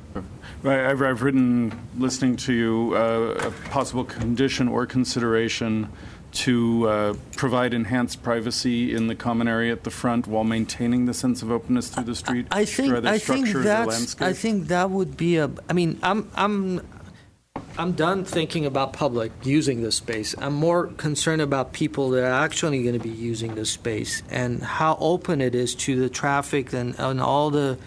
For example, they have the shade structure that seems like a more private area. Perhaps there could be another similar structure plus enhanced landscaping that could screen some of these areas, provide a buffer, but still have the openness. Combination of solid walls and things like that to buffer it. I think Actually, I'm looking at it from a completely different perspective. I really enjoyed the openness of the plaza on the first project, but which was a commercial open space open to the public. But for whatever reason, we're here, and I'm not going to comment on those because that's not my purview, but I will say for whatever reason, we're here, and we're looking at a private property for residents, which needs to have those private elements. If I was going to live here with my kids, I would want the fencing, and I could see them utilizing this space. And I think this is the uncomfortable point comes, and I appreciate what the concern, because I think the uncomfortable point comes in that it's a transitionary project where we have a open space in the front, not typical to the city, except for very few projects like the towers that you were referencing. And I've been to those properties and actually looked at a unit on the first floor as a possible place that I would live at a long, long time ago.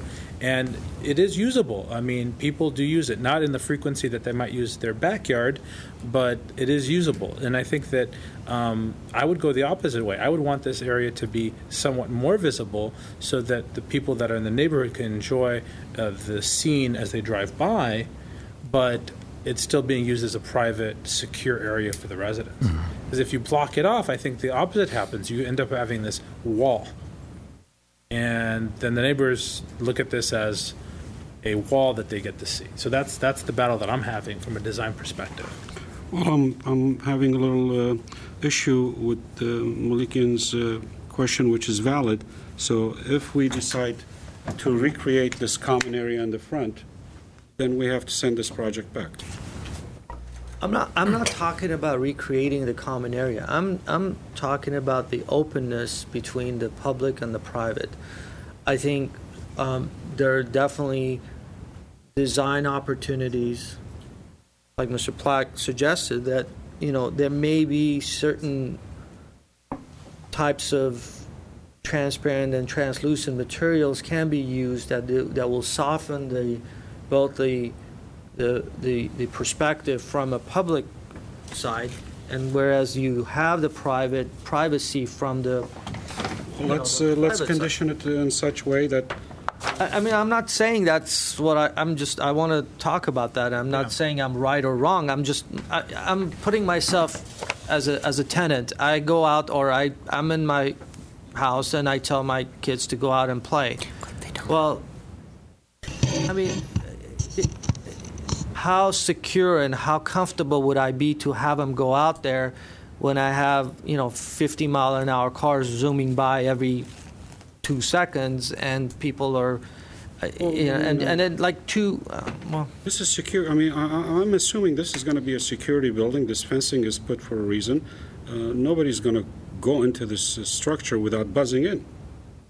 Am I correct? I'm very comfortable we can balance both of these needs. I think Board Member Charchin's concept of having that sense of openness and letting the space be a public amenity, even though it's not accessible, and also balancing the idea of having a child's play area screened, possibly translucent materials or another structure or other landscape means. I think there are many options there, and I think we could work with the design team on that. So my main question, are we satisfied with the location of the common space? Aside from your concern about, making this more of a private usage, because any other shape or form is going to send it back. If this is going to be a U shape or I like it out here because all the other buildings, everything's right up front. Right. I put it in the back because that's what we do most of the time. So this is refreshing. To see this. have that I think, open as Mr. Churchin mentioned, and it's past, long gone, but the one of the positive things about the past project was that it created a space that there was no such a place along Glen Oaks where you would have nice outdoor open space for public to come and retail spaces and so forth. So we don't want to talk about that, but the comfortable part about that was that I was happy to have that, to be able to. But then you had other issues where it was like you had to add the square footage and the blah blah blah. So as a compromise, I like this. I like the way the park, the outdoor space is located, but it's just that the usability for the patrons and people that are going to be using the facility, and how comfortable it's going to be for them. And I think with Mr. J, Mr. Platt. Let me finish my comments because I haven't got the opportunity to say anything so far. I'm sorry. Yeah, I got to put my few cents in here. We share a lot of the same concerns. Yeah. Okay. You finish, Mr. We'll condition that somehow when we go read it. Absolutely. But let me say a few things about the project myself. I happen to be part of the board when we reviewed this last time. I appreciate that most of the comments that I've made and the board made have been incorporated into this design, the new design, although it's a new design and no commercial component. But the fact that it is 3-story, the driveway is located on the east side, which helps further. As far as the design and mass, to me, it's appropriate. I appreciate the fact, I think Ms. Palmer is on the same note with me about this landscaping or the common open space landscaping is on natural ground. I think we've deliberated this issue for these multifamily projects when they have a subterranean deck, and none of these there's no mature vegetation. And I like the fact that we're going to get some mature vegetation. And the vehicular impact is a little less due to the driveway location. Yeah, I understand Glen Oaks is a busy street. I drive it frequently. The fact that, there is no variances on this and there's no code modifications with the exceptions of the SBC, things that apply in this project. However, although the staff report says, I'm very critical about this, site setback issue. Our intention on the code when we adopted it years ago, stepping the building back on the side, is a valid one. But given the context on this particular project, I think it works. But I just for future, I'm going to look at context for that purpose. If we're in a residential area, I think the building should set back. But with this one, I'll accept the fact that is, set back 15 feet or so. And one last comment, I asked the applicant earlier about the material change recess. I don't think 6 inches is enough. I think if we make it a little deeper or double the size, you'll resolve the return. This product, they do might hurt, so there's a little corner edge. And with that, I also like to condition, I never asked the applicant, but the roof access. How do we access this roof? Oh, you're going up, but the volume on the stairway is not as a hatch, just up the top. Okay. With that, those are my comments, and do we want to read the conditions, or you have something else to add? I want to,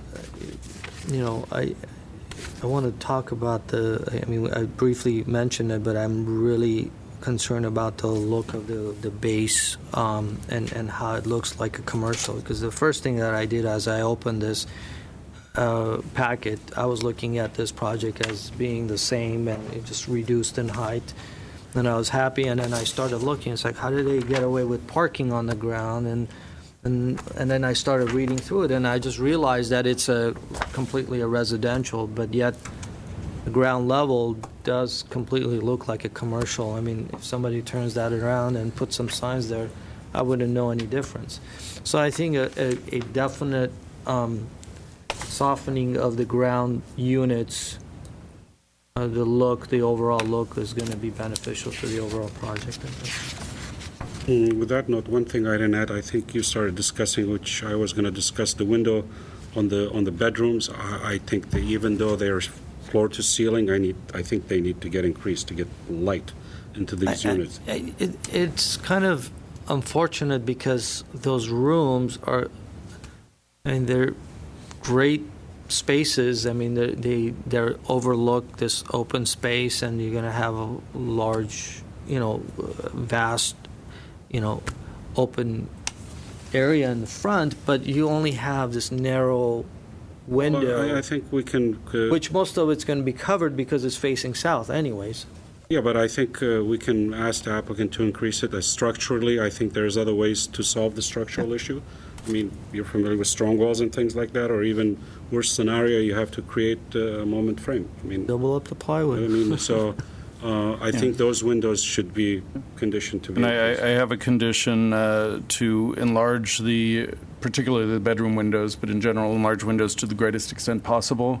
Okay. We have lots of projects where we come in with large windows, and then Title 24 kind of dumbs that down, and we get smaller windows. But we'll try to balance those two factors to get the most but window enough possible. That it doesn't affect the design too much because you start widening those. Right. Yeah, well, I'm not talking definitely, more than a foot. I mean, a foot should solve the... Yeah, well, we'll keep it within the design concept that if you're approving this, that we have in front of you. So can you read the conditions, Mr. Platt, so we can either... Sure. We have, basically in the order we discuss things, we're going to provide at the north property line, let me find my note for that. At the north property line, we're going to provide a safety barrier that addresses the drop-off in grade between the parking level that's not part of the project site and the lowered well for the lower units. At the same time, we're going to address the feeling of having a very tall wall when you're at the patio of those lower units, and that could be done through various means, but we did talk about possibly stepping back that wall, so we have two walls. So there's a change there. We have a note about the storage at the northeast corner of the parking garage to possibly reorient the entry door to that to make sure it's usable. We have some landscape notes about ensuring that, so these will all be conditions, verify that all planter heights are 6 inches higher than the tree box size for the species proposed in that location.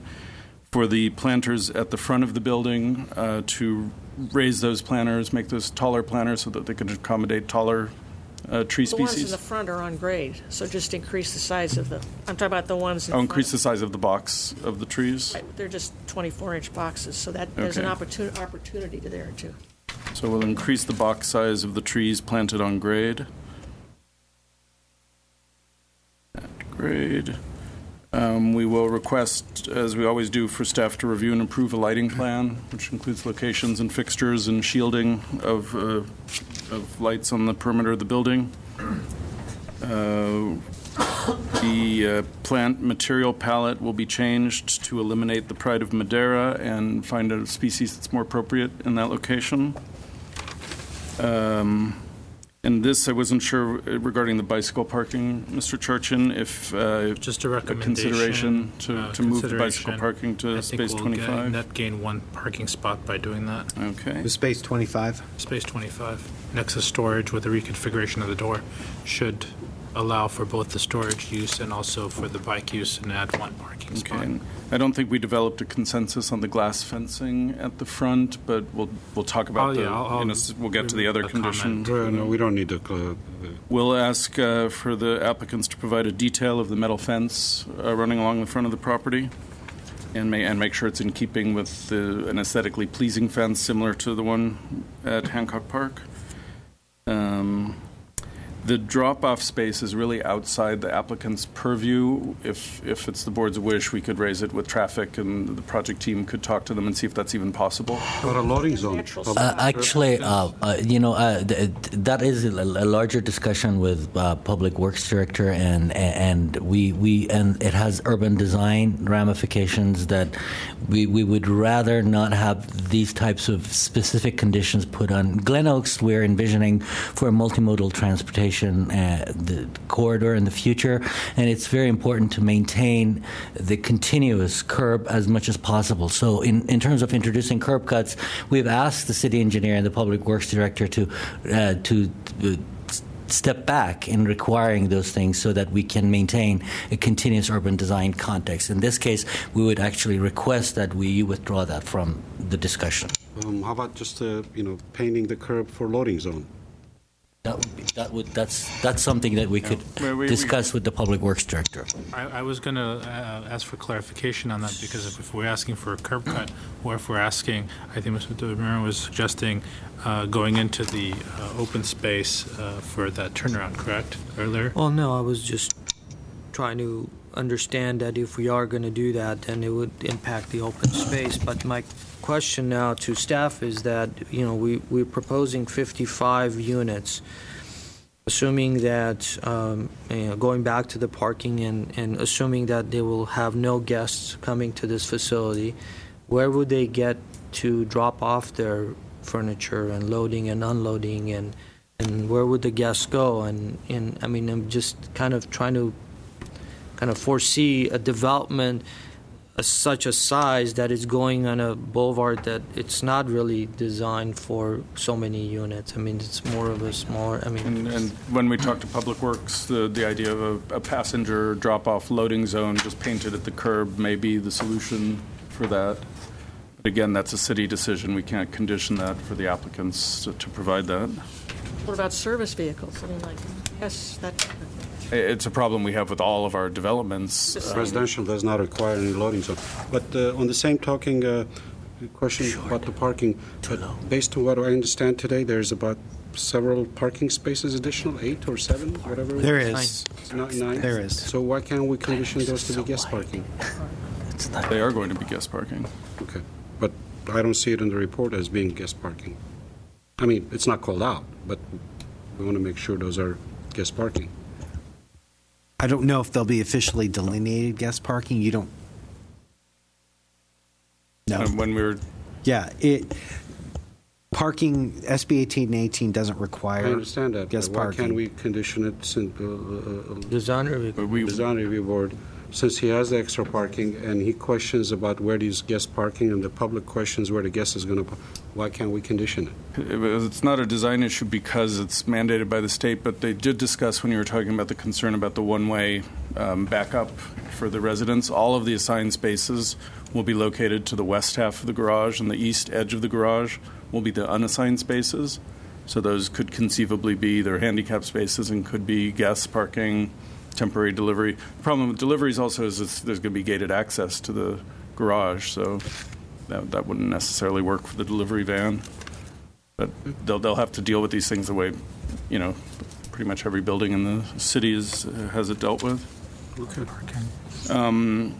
Going on to the conditions. Yes, go ahead. We have a condition to work with the project team just to ensure that the exiting scheme for the stairs and the exit doors is finalized, to make sure that we're not going to see any design changes unexpected once this goes into plan check.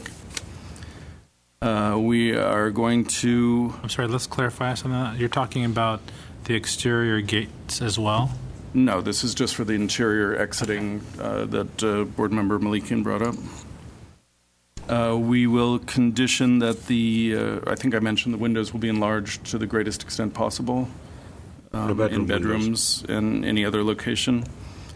At the south facade, in terms of the solar shading of the windows, we will ask for, and I didn't hear consensus, but I assume there is if I didn't, that the applicants will provide a light and shadow study so that we can ensure that whatever canopy is or shading structure is used across the south-facing windows is going to be adequate to effectively reduce heat gain. There is a consideration, I'm not sure if this would be a condition, to consider adding a more vibrant color palette to at least parts of the building.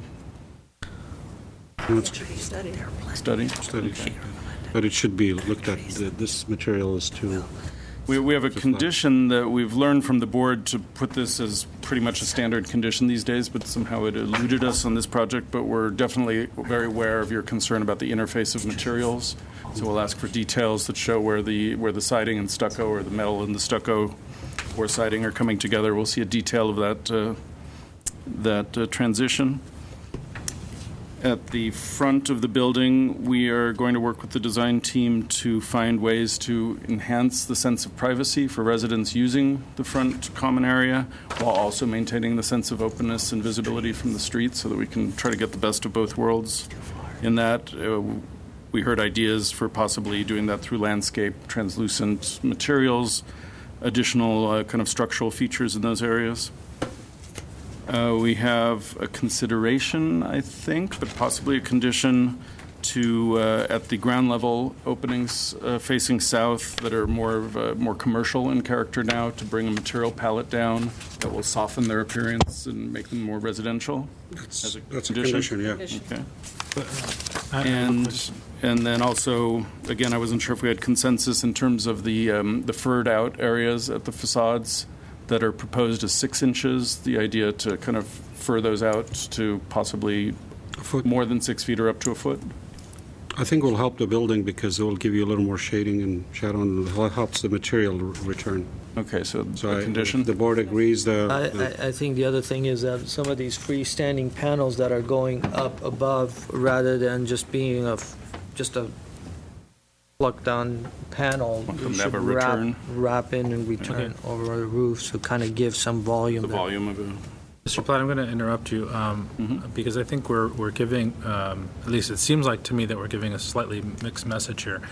We're conditioning that the windows be increased in size to the largest extent possible, and at the same time we're asking for a shading study to limit southern exposure, and we're also asking for frosting on the windows from last time to reduce visibility of things that might be put on the deck, and also there's concern about how someone's going to, a resident might self-help and put up curtains. So I think we need to discuss this issue a little further before I'm comfortable voting, because if we are going for the larger windows, then, and also asking for a shading study, I'd look at those as polar opposites in my thinking. So, Well, let me kind of I give just you need a my little explanation. clarification. Yes, please. And I can kind of walk you through this.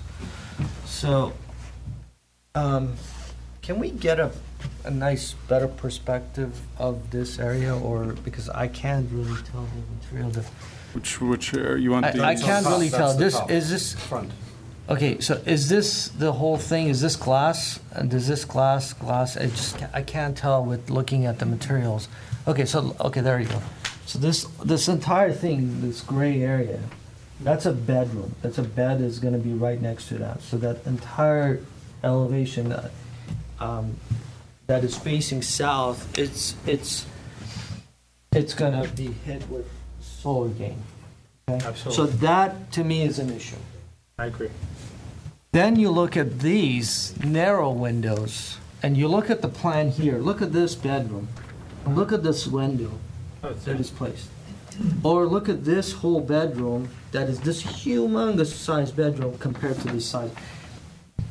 It may actually be narrow and tall. It may actually work with all the code requirements of light and air and all that stuff.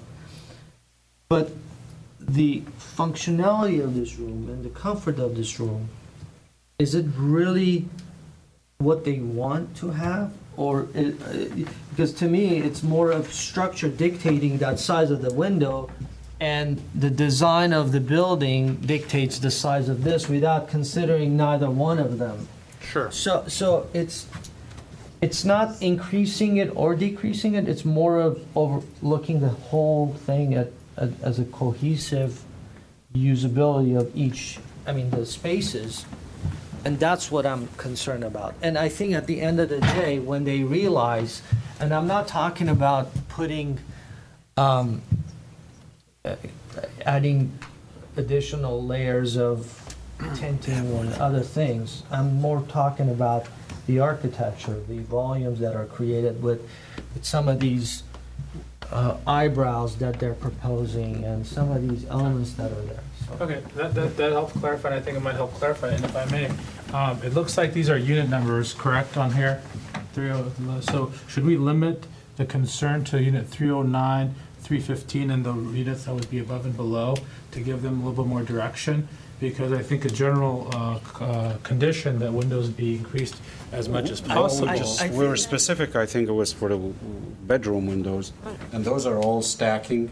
Those are the bedroom windows we're talking about increasing the size. But in this stack here, and in this stack here, but not on these other. I think that's going to create as a designer. I think that's going to create an issue if we start kind of pinpointing which units that. Well, why don't we? I think in overall general, if we tell them that this is the concern, and let them go back and study their window placement and shadowing, and let them study the overall design, how it's going to impact. Maybe this little window needs to get wider, but then that detail that are used for that can be used throughout the project. And so if you don't have one unique condition at one corner and the other. So well, it has to proportionally work with the building. Let me put it this way. I mean, proportionally it should be proportionally throughout the whole project. Of course it does. But at the same time, the condition was generally stated as to all windows, and I wanted a clarification personally before I voted on it.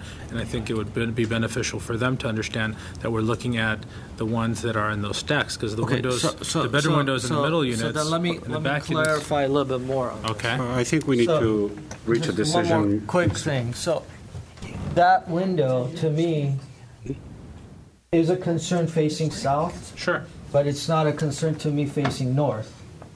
But if they end up changing that on the south because of the sun, I don't want to have two different details in the front and the back. I agree with you 100%. So they need to go throughout the whole thing and I just think, kind Mr. of look Malikian, I think the architect understands where we're going with this. Yeah. And I think Jay is very clear now where we're going with this. So let's move on with the and I'm clear, and so we'll okay. move on. Okay, and that was all. Amazingly enough was everything that I Just have. have one question. Do we know how this drains on the roof? Is this internally, or is it? I'm sorry, I didn't hear the first part. The roof? Roofs like this typically do drain internally. I think the team will nod their heads saying yes. Just wanted to clarify. Yeah. There were also 6 conditions, some of which are now duplicative Driveway of what Jay mentioned. Should we go through those? Or are you Satisfied. fine? I've read it. I mean, these conditions. the lighting, The the ones in driveway. the report? Correct, yeah, in the staff report. Decorative paving in the entry pathway, landscape plans modified to highlight the pedestrian entry. Include those as well? Yeah. Okay. Except where they're duplicates. Except where they're duplicative. So do we need a motion? I need a motion, please. I will move to approve with the conditions listed in the 4 pages. Before I second that, can we talk about the negative, or declaration, the EIR? Are we supposed to review and approve that? We've already done that, I think, in last time, didn't we? Well, no, the planning hearing officer adopted the negative declaration. You do need to acknowledge. But that we're there is acknowledging the previous project rather than this project. So Good how's point, that Mr. come- Mulligan. You're because I think acknowledging that the, Yeah, It's the old one. yeah. right, you're acknowledging that the negative declaration was adopted. This project is a smaller project than what was analyzed in the negative declaration before you.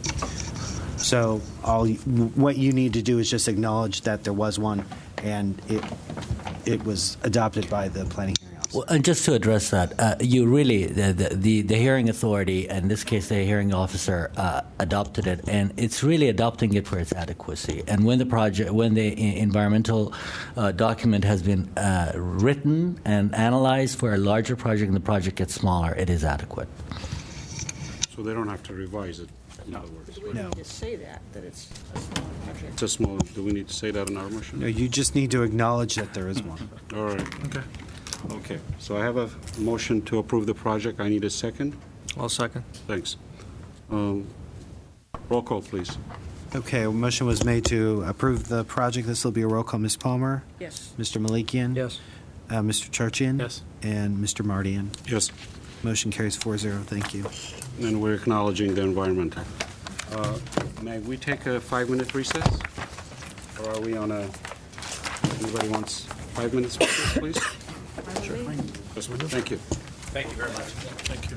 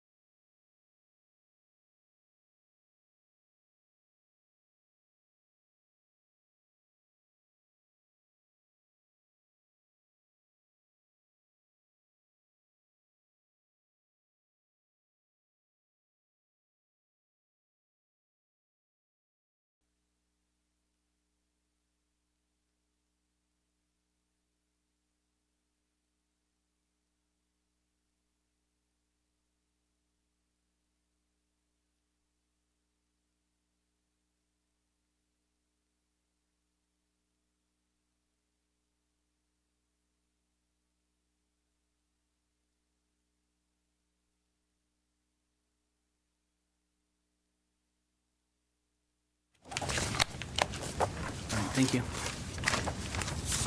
Okay, we're on. Chairman, we're on. Thank you, Mr. Collin. Next case is PDR 1406125, 2956 Edgewick Road. Are you the planner, Mr.? I am. Thank you. Go for it. As mentioned, this is a project located at 2956 Edgewick Road. The case number is PDR 1406125. It's a property that is zoned R1R, Floor Area District 2. The project involves the construction of a new 2,266 square foot, three-story single-family residence with an attached 485 square foot two-car garage. The lot area is 7,742 square feet, and the lot currently is vacant. The subject site has an average current slope of 49%, and it appears as a one-story off of Edgewick, but it's basically a three-story house due to the overlap of some of the floors. But if you look at it from a lower elevation, it appears as a two-story. The project will include 1,233 square feet of floor area on the first floor and 1,033 square feet of floor area on the second floor. The garage is located above these levels with elevator access and a roof deck. In addition, there are 3 retaining walls located on the lower slope of the property. The subject project complies with all the zoning code requirements and is consistent with the neighborhood in terms of the building design and detailing. Staff believes the proposed fenestration is appropriate for the house as it relates to material, style, operation, installation, and proportions. The applicant is proposing to use nano walls, which is a folding glass wall along the rear elevation. The windows will be block framed to match the nano walls with clear glass. The windows will also be recessed. As proposed, the fenestration is complementary to the style of the house. The applicant is also proposing a variety of textures that include concrete, redwood horizontal planks, metal panels, and overall, staff believes that the materials and finishes complement each other with color, texture, and appearance. Staff is recommending approval of the project based off of 2 conditions. I can read through the conditions if the board would like.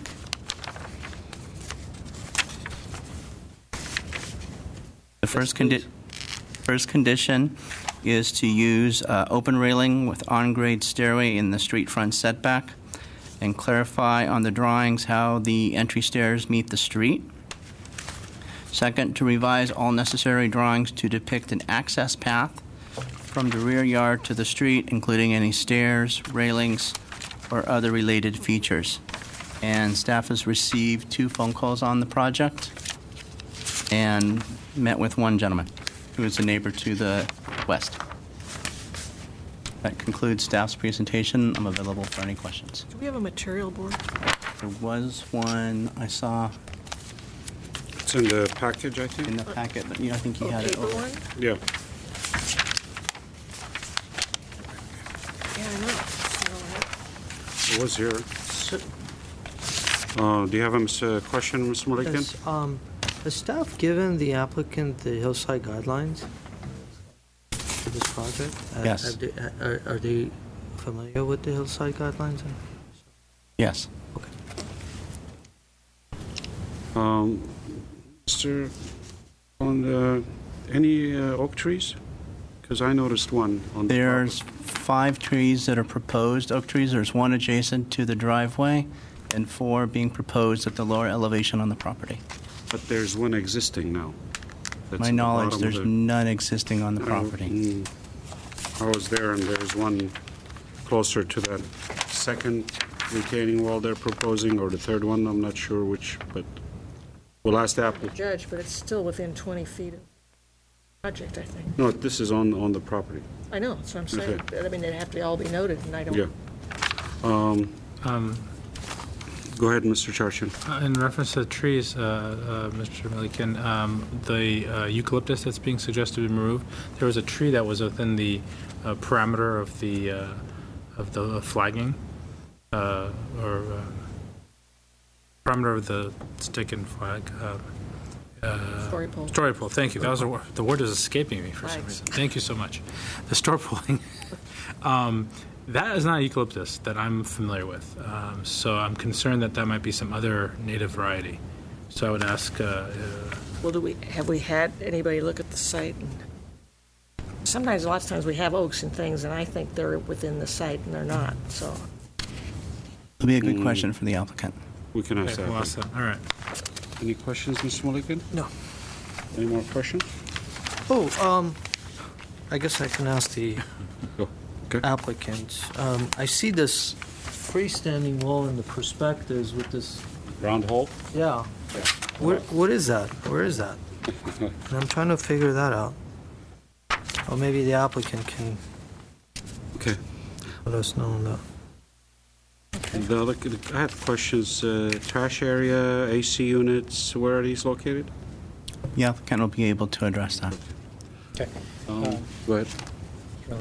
Mr. Collins, what we have up on Google Maps, this is true. This is where Google Maps shows this address, but it's not. That's not it. So if we can pan over. Oh, I'm to sorry, where- that's right. I'm sorry, Jerry. I've made that mistake every single time. It just takes you there. Takes me there and I accept it, but it is this site here. It's to the right. One more, right there. There you go. This one. Right there, in between those two houses. I'm sorry. Can we zoom in a little bit? Just one click, I think. Yeah. Yeah. Okay. normally we have a survey that has all the trees noted on it, and then ones to be removed, and I don't see that. This is just grades. Okay. We can ask that. Well, no more questions. I want to open the public hearing. I have the applicant, architect, Mr. Karan Kudikian. All right. Come on up.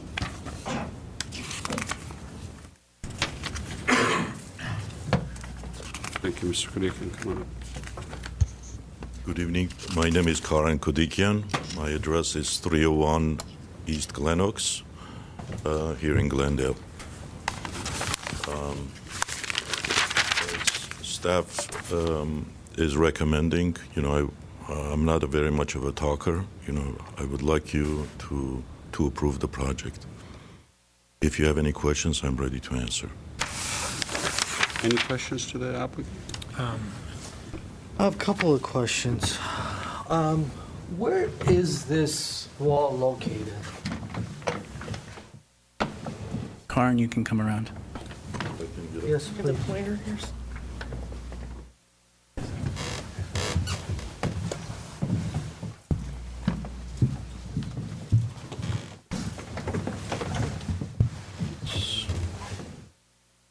I have it, Brad. It's over there. It's along here. There's a retaining wall that comes up and turns up the house. And that retaining wall that you placed, is it right on the property line? It's, as you see, it's moving. It starts off at the property line and moves in. Okay.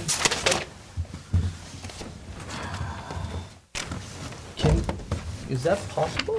What? What's the What's question? the height of the retaining wall here? On the side yard? Yeah. Brad, can you answer that question? Maximum What's- height for retaining walls within 5 feet of a property on a downslope lot or within 5 feet is a maximum 5 feet. You can have 3 successive walls of 5 feet, but they have to have a 5-foot separation and a maximum 2-to-1 horizontal slope in between. So If 0 it's to less than 5. 5 feet away, it's a 3-foot retaining wall. Okay. Then the other question that I have is, the proposed building, is it all concrete? Yes, It's all concrete, it's all concrete. okay. Poured. And then, what is this? Is this a wall? Yeah, this is a retaining Those are wall. the bottom turns into- retaining walls, I think. Yeah. The bottom retaining wall turns into the planter dies into. I see. So this is the garage level, and this is the middle level, and this is the lowest level. Correct. This retaining wall is so here?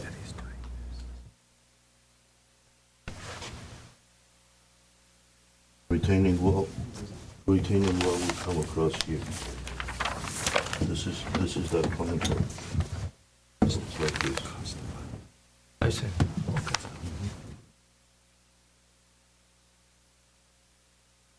Okay, thank you. Mr. Kalikian, since I have you up here, can you talk about the front stairs, please? It seems like in the rendering, it just shoots out to the side. Where's that ending on the plan? Because on the plan, you have a paved area, then you have the dirt.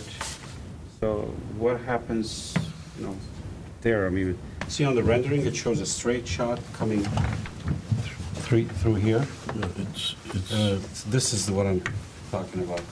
This one here. yeah. So where's that going? It starts off at the street level and just So straight. this is not That's just just not okay. yeah. Mr. Palicki, I like the creative design that you have, but the retaining walls that you have in the bottom, is that the purposes of building up the grade? The 3 retaining walls, The 3 5 foot, yeah. Is for the Yeah. purposes of Yeah. building up the height, for the height. Absolutely. Okay. The slope of the site is almost 50%. Yeah. And there isn't, the way the contours run, they run diagonal to a property line. So the footprint of the house is dictated by the contours. And as is, there isn't that much footprint left for a habitable space. So we have to build the site elevation up to get the allowable height of the building. Any more questions? Two really quick ones. I'm assuming that this piece here is a design element? Yeah, that's just the design element. And how much of a, there's no specification on this, on the I had it at 15 feet. 15 feet? Okay. And you foresee guests using the garage entry, or you foresee guests using the stairway here? Either or. So this stairway does go to a door of some sort? Yes, it comes up to main entry door, which is Here. at the main Okay, so habitable it cuts level. through and then cuts down and over? Right. Where does it go? I'm sorry. It goes to the main level, habitable. Middle level. So from the garage, you take the elevator or the lift or whatever you have there down? From all the garage, you take Okay. The other question, where do you have your AC units and trash area and system, it's, FAU would be inside the house. inside, so the condenser is would be outside in the outside, side yeah. yard? But not on the roof? No. Okay. No. And how do you proposing dealing with trash? Trash would be inside the garage. But I thought we can't do that because of the size of the garage. Can we put trash bins in the If it's garage? big enough, you can. It's a 20 by 20, is it not? 20 by 20 is the minimum required. Thank you. Can't read the- Thank you. Any more questions? Do you have a site plan other than the grading plan that shows all the vegetation that's on the site while you're building? No, just the site plan and landscape. There's a landscape plan. Right, I'm just wondering you've got all the vegetation, I'm just trying to figure out what's being removed. Some of those trees look close. So there's no survey? Yeah, there is a survey. Survey. I'm not sure if there is attached. Yeah, there's a survey, but it doesn't show your existing trees and Survey normally things. would have that, Yeah. correct? Well, some surveys do, some don't. Yes. Okay, any more questions to the applicant? Thank you. Okay. I'm going to open the, no more questions, I'm assuming? I'm going to open the public hearing. I'm going to go to, is it Roland? Healer? Or, Yes, good evening. My name is Roland Foyer. I live across from the project, one house down. Generally, I find the project pleasing from the street. I think that's not my concerns on this. I'm not sure about the height and the code and the building of the retaining walls, where the height actually is taken from. I thought it was always from the bottom or the grade that it's over. So I'd like, to see where we're at with the height of the building. Landscape plan, I found that one major concern I have here, and I just wonder, and I realize we're not here for structure and such, but the pool that's up over there, I don't see anything supporting that, and I'm just concerned that that's going to affect the elevation at some point. It's a lot of weight up there, and I don't see any concrete walls or any supports underneath there. And I'm just afraid it's going to make the facade look overbearing, because right now I think the facade looks nice. I noticed the renderings do not match the plan. That circular is not on the plan. The retaining wall is different. Also, that west elevation has different windows.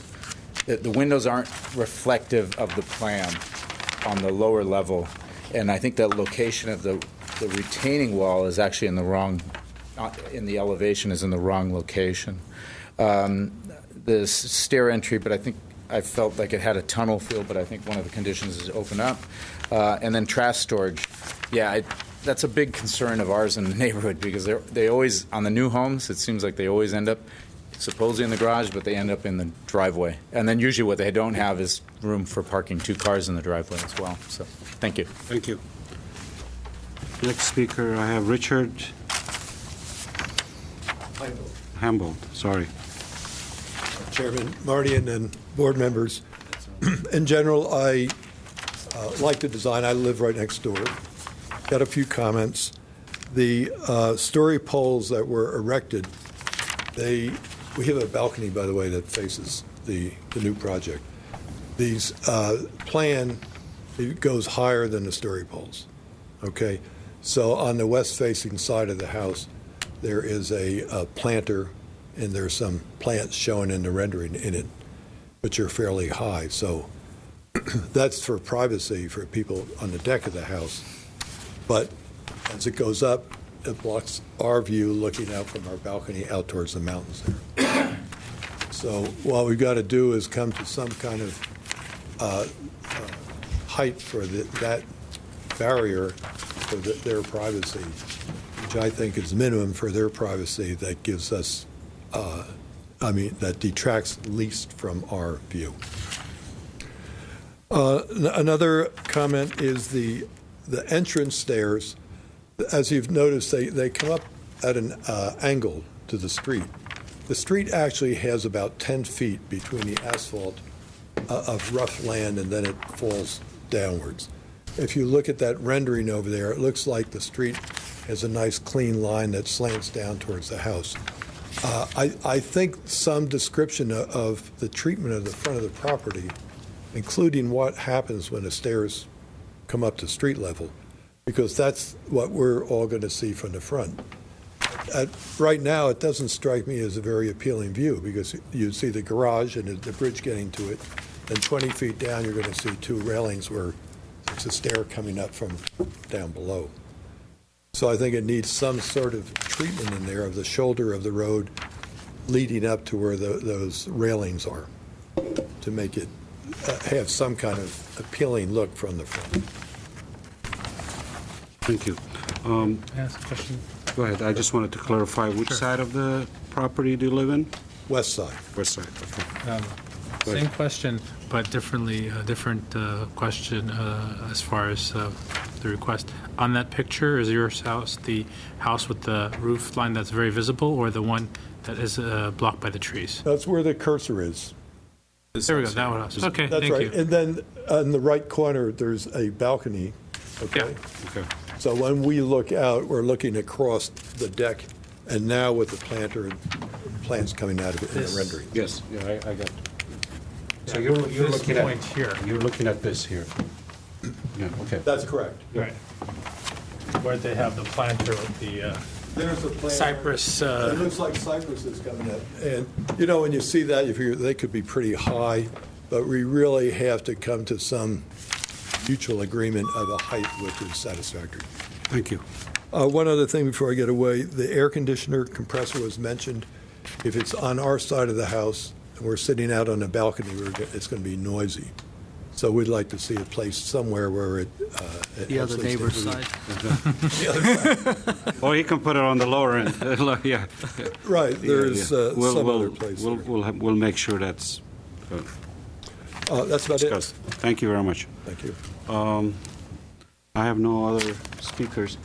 Do you have any questions to the applicant, or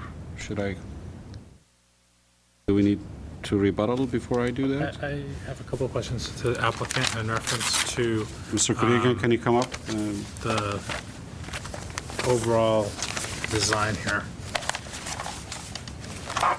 There were several points brought up here. See, we made you start speaking. You said you don't want to speak. We have to make you speak. No, I am trying to answer the concerns of neighbors. Can I ask my question before you go into your rebuttal? Sure. Okay, thank you. So the chevrons that are depicted on the glass or the window, or I guess we can call them triangles. Depicts the folding. These are folding. Yeah. So they're depicting the folding aspect. Folding direction. Okay. So they're not a design. There's not a design element No. to them. Okay. Just want to clarify. Why? And the second question is you've used this redwood planking only on looks like the east. Yes, the east elevation. Thank you. Why is that not used? Well, west elevation or in the front of the house or elsewhere?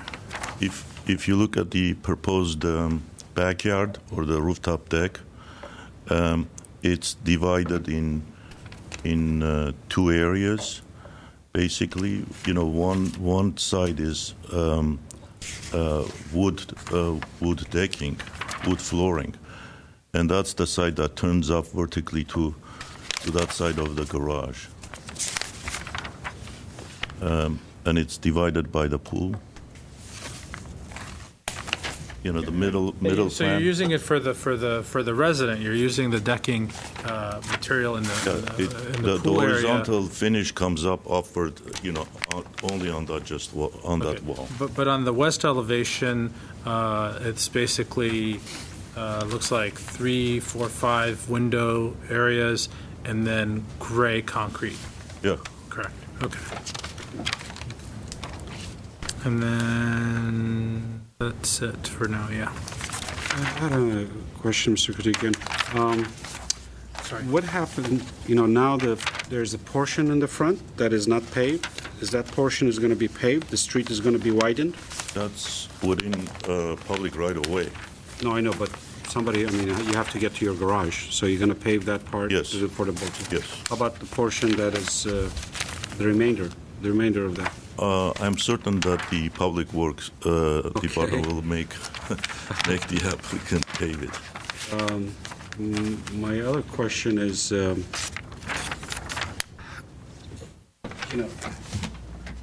have you thought of eliminating some of these retaining walls? I know what you're trying to achieve. I think there's room to eliminate at least one of the bottom retaining walls. We're talking maybe, the way I understood the plan, there's maybe about a foot adjustment, then you can get rid of the whole bottom wall. If it's possible, I will eliminate, but we worked on this project a lot. I can maybe guide you there, because the reason I'm questioning it, I know it's not shown on the plan, and Ms. Palmer questioned that the vegetation. There's an oak tree at the bottom. I'm sure maybe you realize it or not. By eliminating that wall, you'll save that tree, because that's going to be very close to it. The reason I say that you may be able to, because that adds to the mass, to the bottom. On the sides it works, it looks okay, but on the bottom it gives me that huge mass in the bottom.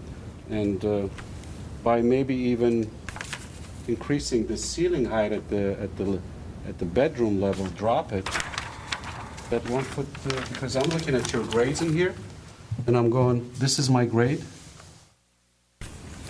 and it does the same thing in here. So this piece could be eliminated by just shifting it a little bit. You know, that's my gut feeling, but I want to see what my colleague says. Other than that, any I questions? have another question. These, on the garage roof level area, are these planters hanging off the sides? Well, They look like 4 or 5 foot high pieces of concrete just hanging on the side. everything is concrete. So it's a planter that is sort of projects out away from the wall. They're not hanging. Same thing on the other side. Same thing on the other side. The purpose of these planters is to provide privacy from the street. And how tall are these? It's like a hedge. You know, it's flexible. We just want to, as long as it's below eye level. I mean above eye level. I think the planter height is about 36 inches above the deck. Yes. And then whatever plant material will increase that. Okay. So it's like a volume on the side. It's a volume hedge, a landscaping hedge above the planter. And are you going the planter? Are you going to be able to limit that planter height? I mean the vegetation height due to the neighbor's concern, because the neighbor is questioning the height of the. If it becomes a condition, yes, Okay. of course. Thank you. Any other questions or no? I'll ask this question. That tree that's within the story pool mark out at the very front, is that the That's quote-unquote proposed. eucalyptus? Yes. Eucalyptus is not a protected tree, is it? It's not a protected tree, but I question if it's a eucalyptus, because I know there's about 200 plus species on eucalyptus, but not one that I saw. Have you had an arborist look at that tree? There were no requirements to do so. How did you determine that it was a eucalyptus? Well, my surveyor, told me. Okay, thank you. And by the way, about the oak tree, existing oak tree, we're proposing 5 new oak trees. That I understand, but So It all needs to be documented, though, on the... that I understand, but because when I was there looking at it and we're sensitive in oak trees, that seemed an oak tree to me. But we don't have that information, so I'm going to rely on staff to verify that. Board Member Palmer, could a bay laurel ever be mistaken for eucalyptus? Could a what? A bay laurel? Do they have No. similar leaves and bark? No. So that's something we should look into more carefully. Okay. One Go ahead. more question, I'm sorry. Please explain really quickly, if you can, how you're supporting the pool. well, the entire building is reinforced concrete. Okay. I'm just right now doing another home where it's an outdoor pool, but it's supported by piles. So, and so structurally, it can be done. Okay. In addition, when we did the schematics, my client showed these schematics to a structural engineer, and he was assured that it can be resolved. Okay. Also, that pool it's just a lap pool. What do you call those things, like forever pool where you swim, stand, on one location? What's it called? Infinity pool? No, it's No, not it's just infinity. you stand there and the There's wind- a current that goes. Yeah. For the current that goes against you. Okay. It's like probably 3.5, 4 feet deep at most. Okay. But how long is this? It looks about... It's not really that. I'm just looking, all I can... Design-wise, the purpose was there to break that diagonally. I'm just trying to establish the length. Is a 40-foot pool, a 30-foot pool? No, it's no way. 18 or so. For like 15, I'm just looking at 18 feet. So to clarify your response to my question, there will be no additional mass added to the drawings that I'm seeing here. No. Because it'll be supported with the concrete Yes. poured in There are place. or columns, whatever you're gonna do. concrete columns Reinforced below that. Concrete columns below that. Are they outlined in your diagram? No. There are columns around the building, somewhere. But I think what you're leading to is to the assurance that whatever we see here Yeah. is going to come out the same way what we see here. exterior-wise, yes. Staff had some concerns because some of it looks like it's a little mysterious in its support. Yeah. This is the exact kind of situation if, when this went into plan check, it was discovered that significant changes would be required to support this feature, we would bring it back to the board if we thought it was changing the design. If the feature were eliminated, however, we probably wouldn't bring it back to the board as long as the rest of the design met. It's just, my concern would be we prove it, and then down the road we have 4, or 2 visible columns or 3 visible columns in the and that's the front side that are not in keeping with the design that we've reviewed and approved. And I don't see, and I'm not, I don't make I make no secret of it. I'm not an architect, so I'm looking at this from a aesthetic perspective, from a mass perspective, and that's my concern because I don't see support structure on that pool. I think whatever we see in the face value, he has to deal with it. I mean, he has to come back, he has to come back. We're accepting the fact that it's cantilevered and that structurally that's possible, possibly at great expense. If it turned out not to be... In Mars, less than... Right, in Mars would be very good. So, but if the columns, if it needed to be supported by columns that were located at the interior, then that would be the solution and it would affect their use of the house, but we wouldn't bring them back to the board if they were brought out at the face.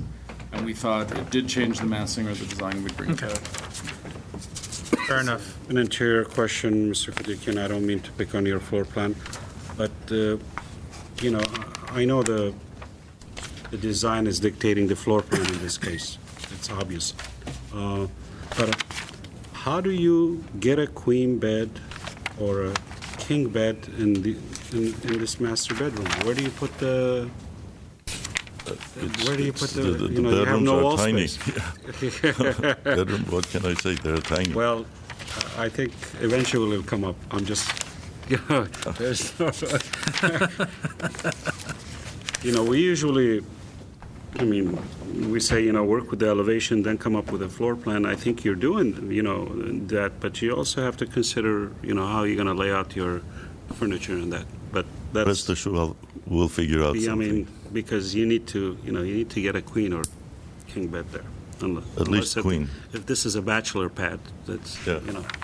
All right. And how are you accessing down below on the sides? To maintain or do whatever? Yeah, I think that's part of the conditions that's that we have. part of the that we have to- condition. I have to figure it out. It will be on grade steps from the side. Okay. And if I understood you correctly, if the pool down the road is eliminated, we don't have to come back to you. But if it structurally somehow requires additional support that affects the elevation, then we have to come back to you, right? We can never promise that until we see what it looks like. But our goal at staff level when we're working with you after the meeting is to make sure that the design that's approved is largely the design that's going to be built. So we have to use our judgment for that. Yeah. Sure. Thank you. All right. I have no other speakers or public session is closed, so I'm going to start. I think you had. Mr. Duran, did you want to? No? Okay. Just here to observe. Mr. Milligan, I'll start with you then, since... Thank you.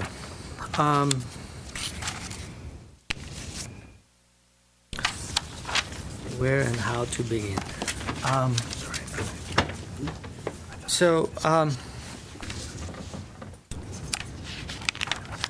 Dealing with the hillside lot and an infill lot, we need to, what I do, and I shouldn't say we, I do, I look at the context, surrounding context, and also the conditions that the architect has to deal with.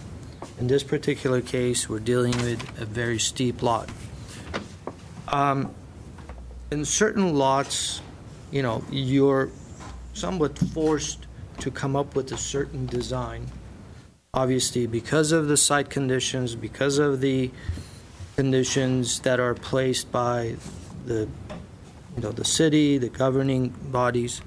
in this particular case, I think several things has been missed when the designer or the architect has gone to the drawing board.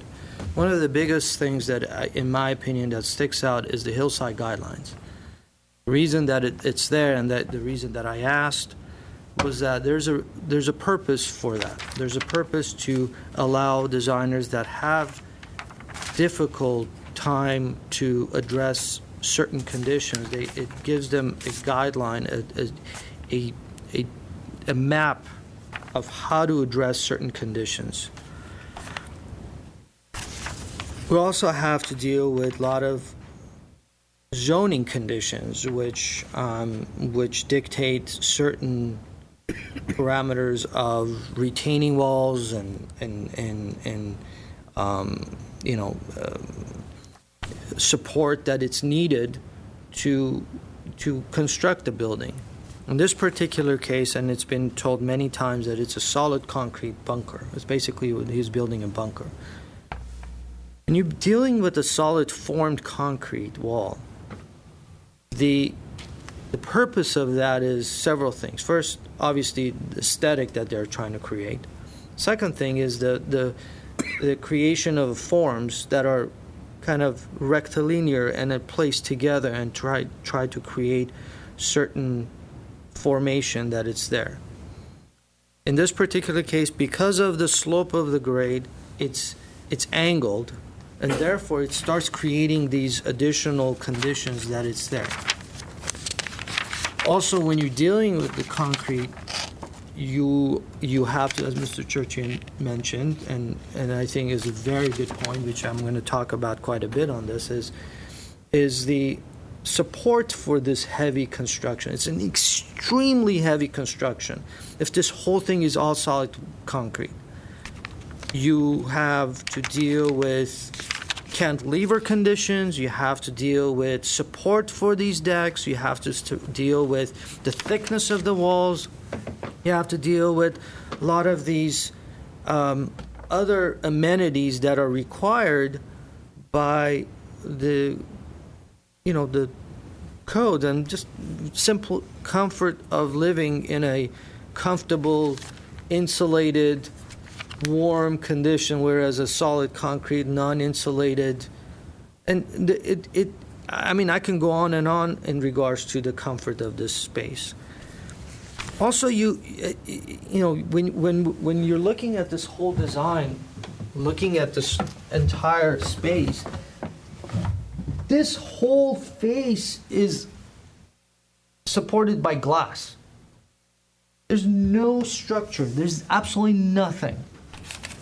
The entire pool is placed on, and then if we had the section, you would have seen that section is drawn with a 12-inch, or not even a 12-inch, the same thickness of the exterior walls of the support for the pool. That pool, the thickness of that structure, you know how thick that concrete needs to be to support that much water suspended in the air without any support, sitting on a glass, and it's cantilevered, half of this is cantilevered out in the open.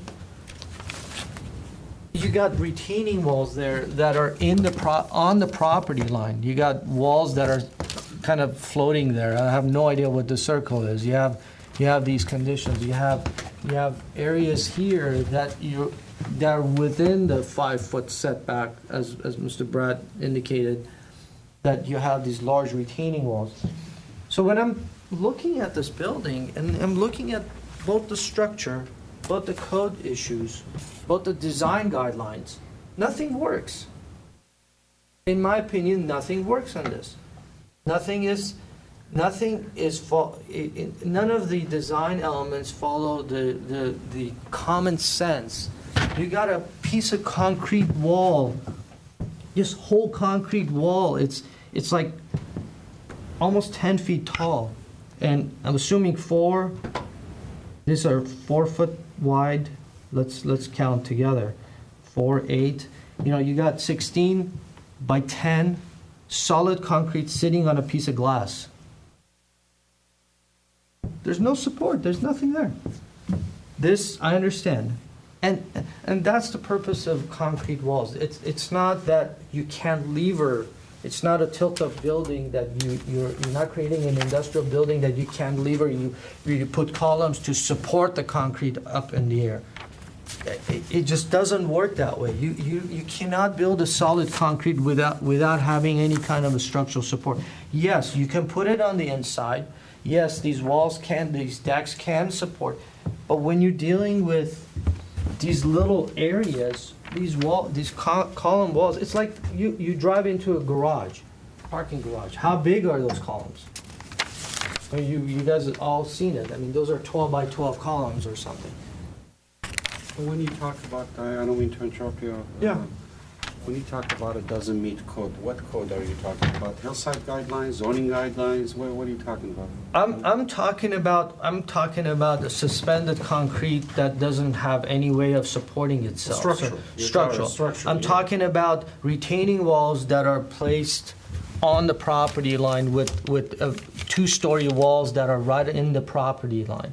I mean, attached to the property. And this is a two-story. This is one story, and this is two-story. This is a two-story wall that is in the setback. So the concern is, if I understand you correctly, the major structural concerns then carry over to design elements, whereas what we're looking at here and what we're asked to consider today from a design element perspective cannot possibly be the final design of this building. It's impossible for it to be. It's impossible, and if it is possible, then it's not being proven here in these drawings. So I'm convinced that what I'm approving is going to get built. Right now, it's not. If this whole thing is concrete that's suspended on glass, you gotta grade that it's going up. I mean, it's. To answer your quick question, it's so simple to lower this. What's the maximum slope on the driveway? Anything without transitions is 10, 12, 10, without transitions? In a residential, isn't it 15% or 20%? Yeah, but that's with transition. Without transition is much and all less. that, but typically it's up to 20%, but let me confirm that. Yeah, but that's with transition. Without transition is much less. I think he's without transition. It's 15% except all zones except ROS and R1R, where 20% is permitted for a maximum horizontal distance of 40 feet. So without transition, that you're talking about? 20%. It's just 20%. So he can go straight 20%. And going 18 feet and 20%, just imagine how much You can drop it, yeah. you can drop this whole thing, and you can get rid of these retaining walls. Not right now. I'll give you some time. Give us some time. So I like the modern direction that it's going, but to me, I'm not convinced. In several, the hillside guidelines is not, to me, it's not there. The design, it's great, but it's not buildable unless it's proven to me that it is buildable. Then you got all kinds of retaining walls and other things that are trying to create spaces that it's within the setbacks and so on and so forth. So that's where I am with this.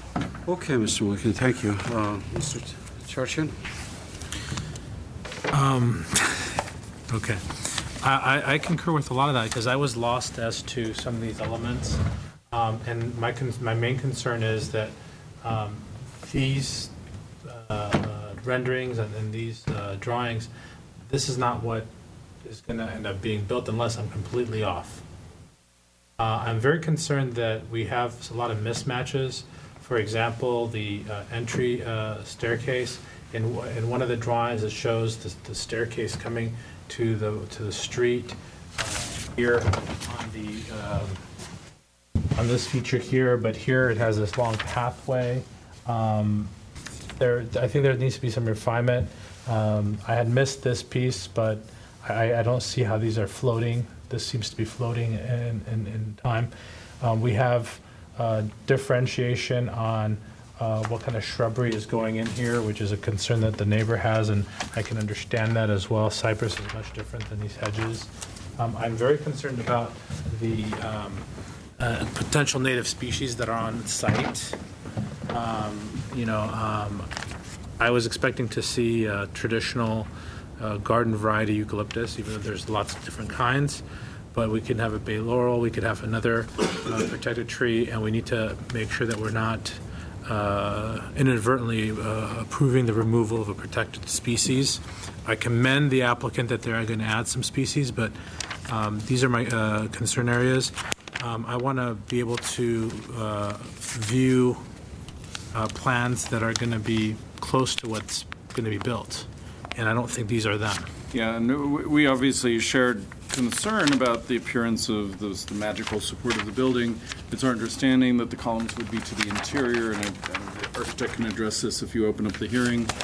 But that was kind of a basis for our understanding of the design, which obviously will impinge on the interior spaces, which we're not as focused on. So. Mr. Charchin, are you done? Yeah, I'm done. Ms. Palmer? I agree with the colleagues, but I also think that it does not, it's not applying to the hillside guidelines, especially, from the street, it's dropped down, I respect that, but with the south elevation if you overlay the first two floors, it's much more vertical, and it just does not, the premise of the hillside guidelines is that it steps with the grade, and that means not just the front. This goes down a ways, and even though it's on an angle, there's a large facade at the bottom, and if you're looking at it from another direction, even if you didn't live over there, I don't think it applies to hillside guidelines. It needs more stepping, and aside from the comments from the colleagues. Thank you. And I want to make a comment that the landscape plan is, I think the landscape species need to complement the modern design, and that's basically everything's just green, and we've got shrub material, hillside shrub material going clear across the front, so there's nothing to enhance that entry area. So I think that needs to be looked at. I'm going to open the public hearing for a minute. Mr. Secretary, you want to come up?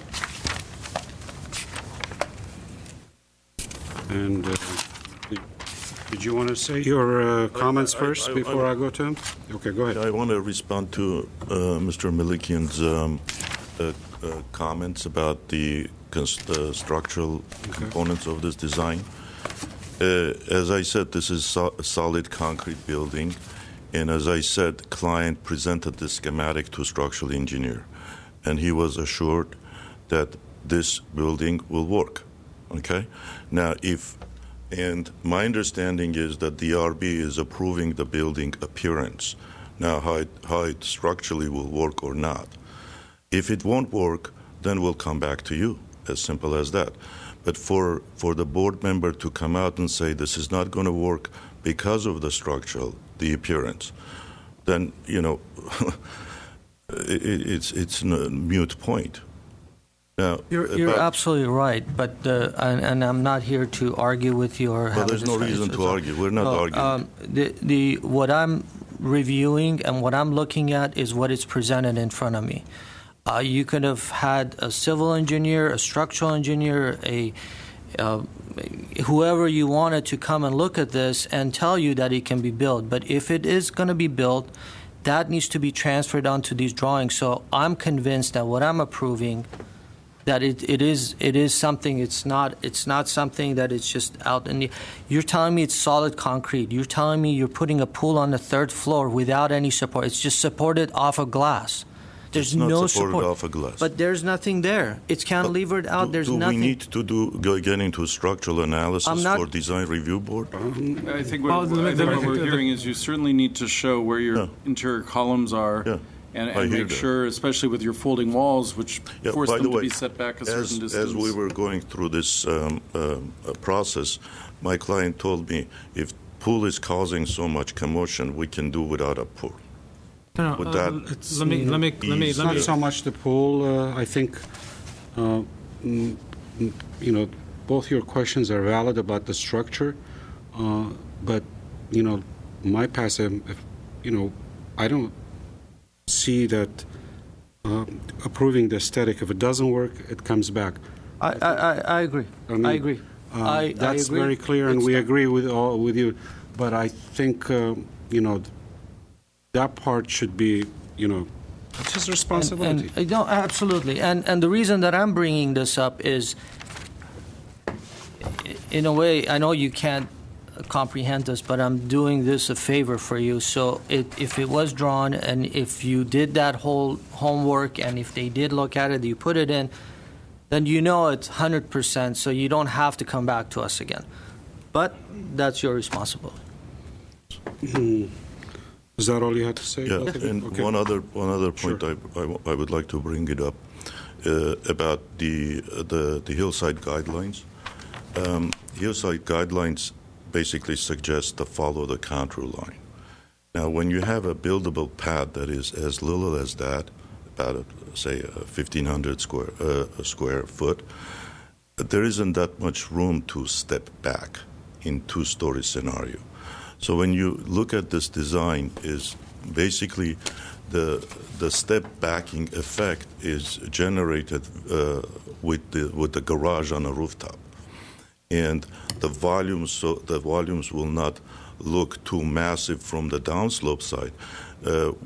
It was broken up into smaller portions, so at least the area-wise, horizontally and vertically, two-story volumes that they're not continuous one facade. So they're broken up with that aren't those deck. continuous on an angle? No, they're not. You know the pool area above breaks into that, and then that little bit of a square balcony from mid-level breaks it up. I see where it breaks, but on either side, it's just vertical. The idea of the hillside guidelines is to step down. And that's where I'm going with the step back. There is no room to step back. But maybe it can't be the and size. the suggestion for openness is that when you open up the nano walls, it will look like an open terrace. Yeah. I share that concern as well with the fact that there isn't step back, but then in the same neighborhood, and I actually had a concern about the modern aesthetic, that's why I looked at this, but 3008 Edgewood and 3016 Edgewood, just down the street, they're two modern constructions, and they don't have the step back. Yeah, but if you've noted, those were built previously to the hillside guidelines. I didn't check when they were constructed. And it's a comment in that a lot of those don't comply. If I can throw something in about the guidelines, we recognize that this design was different than what we're often asking applicants to do on hillside areas. We did take into account, based on the applicant's discussion, the kind of constrained site pad. We also based part of our decision on the method of construction, that this is a different method than we normally see, and then we were also comparing it to a recent approval by the board that was also a reinforced concrete construction, different design, different setting, but a downslope site as well, where we had a similar situation where we had taller wall sections than we normally would see on a frame construction, say. And because guidelines are guidelines and we're allowed to deviate from them, in this case, and with all the other issues aside, we thought this might be an appropriate situation to kind of differ to some degree, but not completely. When you look at it, when you look at the section from upslope to downslope, there is some stepping, but we do have more taller walls on the sides than we normally look for. So let me ask you one quick question. So we're saying that everything is dictated by this. On most By downslope, the garage. most downslope designs, that's how. Right. And we don't even have the slope, but you can actually. Slope is maximum allowable is 12.5%. 20%. No, it's not. If you have a transition, then it's 20%. That's what I was trying. But that's what I just checked on this. You can't, Without transition, what is it, Mr. Brad? it's 12.5%, but because in No, Glendale, I think that's maximum the allowable is It says 25%. 15%, and then it gets into the That's the transitions. without transition, without, what's this? Okay, well, staff will check. But my question is, to create a patio under the garage facing a hill and pushing this out to create this tall volume, or even carving this out and not pulling this back? Those are the questions that it's, and I appreciate you telling me that, you know, we have to go straight up, but pushing the building outward, that's good, but it needs to be in steps. So to kind of follow what we're dealing with. Upstairs, this is exactly what we want to see. But what is happening is that because you're creating this large glass, floor to ceiling glass, you're creating this tall volume. You're creating that's the concern about the hillside guidelines. So we're not here to discuss with you know, we're just kind of explaining. Thank you. Okay. Thank you, Mr. Review. The way the code section reads, it says slope transition, in the ROS R1R zones, no driveway shall have a slope in excess of 20%. Okay. Slope transition areas shall be constructed to assure clearance of standard vehicle at all points in accordance with the chart that we have in the code. Slope transition areas are not required for driveways in which maximum slope does not exceed 6.5%. 6.5. So it's changed from 12. Yeah, okay. 6.5. That's what he can do with that transition, and I think that's what he's doing. Okay. The garage is set back 18 feet from the street, which is what's required by code. So to clarify, what is the slope driveway slope that is allowed? Without transition. Without transition. 6.5%. Okay, it's my comments now. Oh, you read it. I'm forgetting It says 20%. With transition, 20%. With transition, yeah. I concur with the colleagues, my colleagues' comments. And I also agree with staff that sometimes we need to deviate from these hillside guidelines. And I take your comments very seriously, but I do think there's a creative design involved in here, the shapes and the forms that is being created. You know, the fact that it's not stepping is making the building more massive. What I'm concerned is, I think I asked the applicant earlier, is these three retaining walls that are being proposed at the bottom. I think that's where it falls short as far as, you know, I don't, and you're right, Mr. Mulliken, that the hillside guideline does not, you know, encourage you to build up walls, to build up the grade, to create the height. That's where I fall short on this one. As far as the creativity of design, I think, you know, it's a creative design. Now, as I stated earlier and during our discussion, what we see is what we approve from outside. Structurally doesn't work. He's back to us. Maybe this building, you know, cannot be all concrete. Maybe there's going to be mixed, you know, structural types. And I leave it up to them to decide. But, you know, I think the comment is well taken as far as why create a patio under the garage where you could push the building back. And I think that's a comment you really should consider. And for me, I don't have much concern too much from the sides, but the retaining walls are adding to this mess. I mean, I could see it on the south side, and I could see it on the east side. It's not as bad on the west side, but those two sides are, I think that's what's creating the visual impact on it. And with that, you know, I'll take a motion. Can we have the conditions read back? Yeah, can we do the conditions? Sure. We have a condition that I'm not sure what the term would be, a tree report? Site plan showing existing trees. Site plan with the existing trees be included, identify if any of those are protected trees. A condition to restudy the retaining walls, particularly at the south, at the lower elevation, if one wall could be removed, if possible. And also, that's why one way of dealing with the height, also as long as they, you know. Another condition to push down the house as much as possible, which could address that by maximizing the driveway slope as much as what's allowed under code.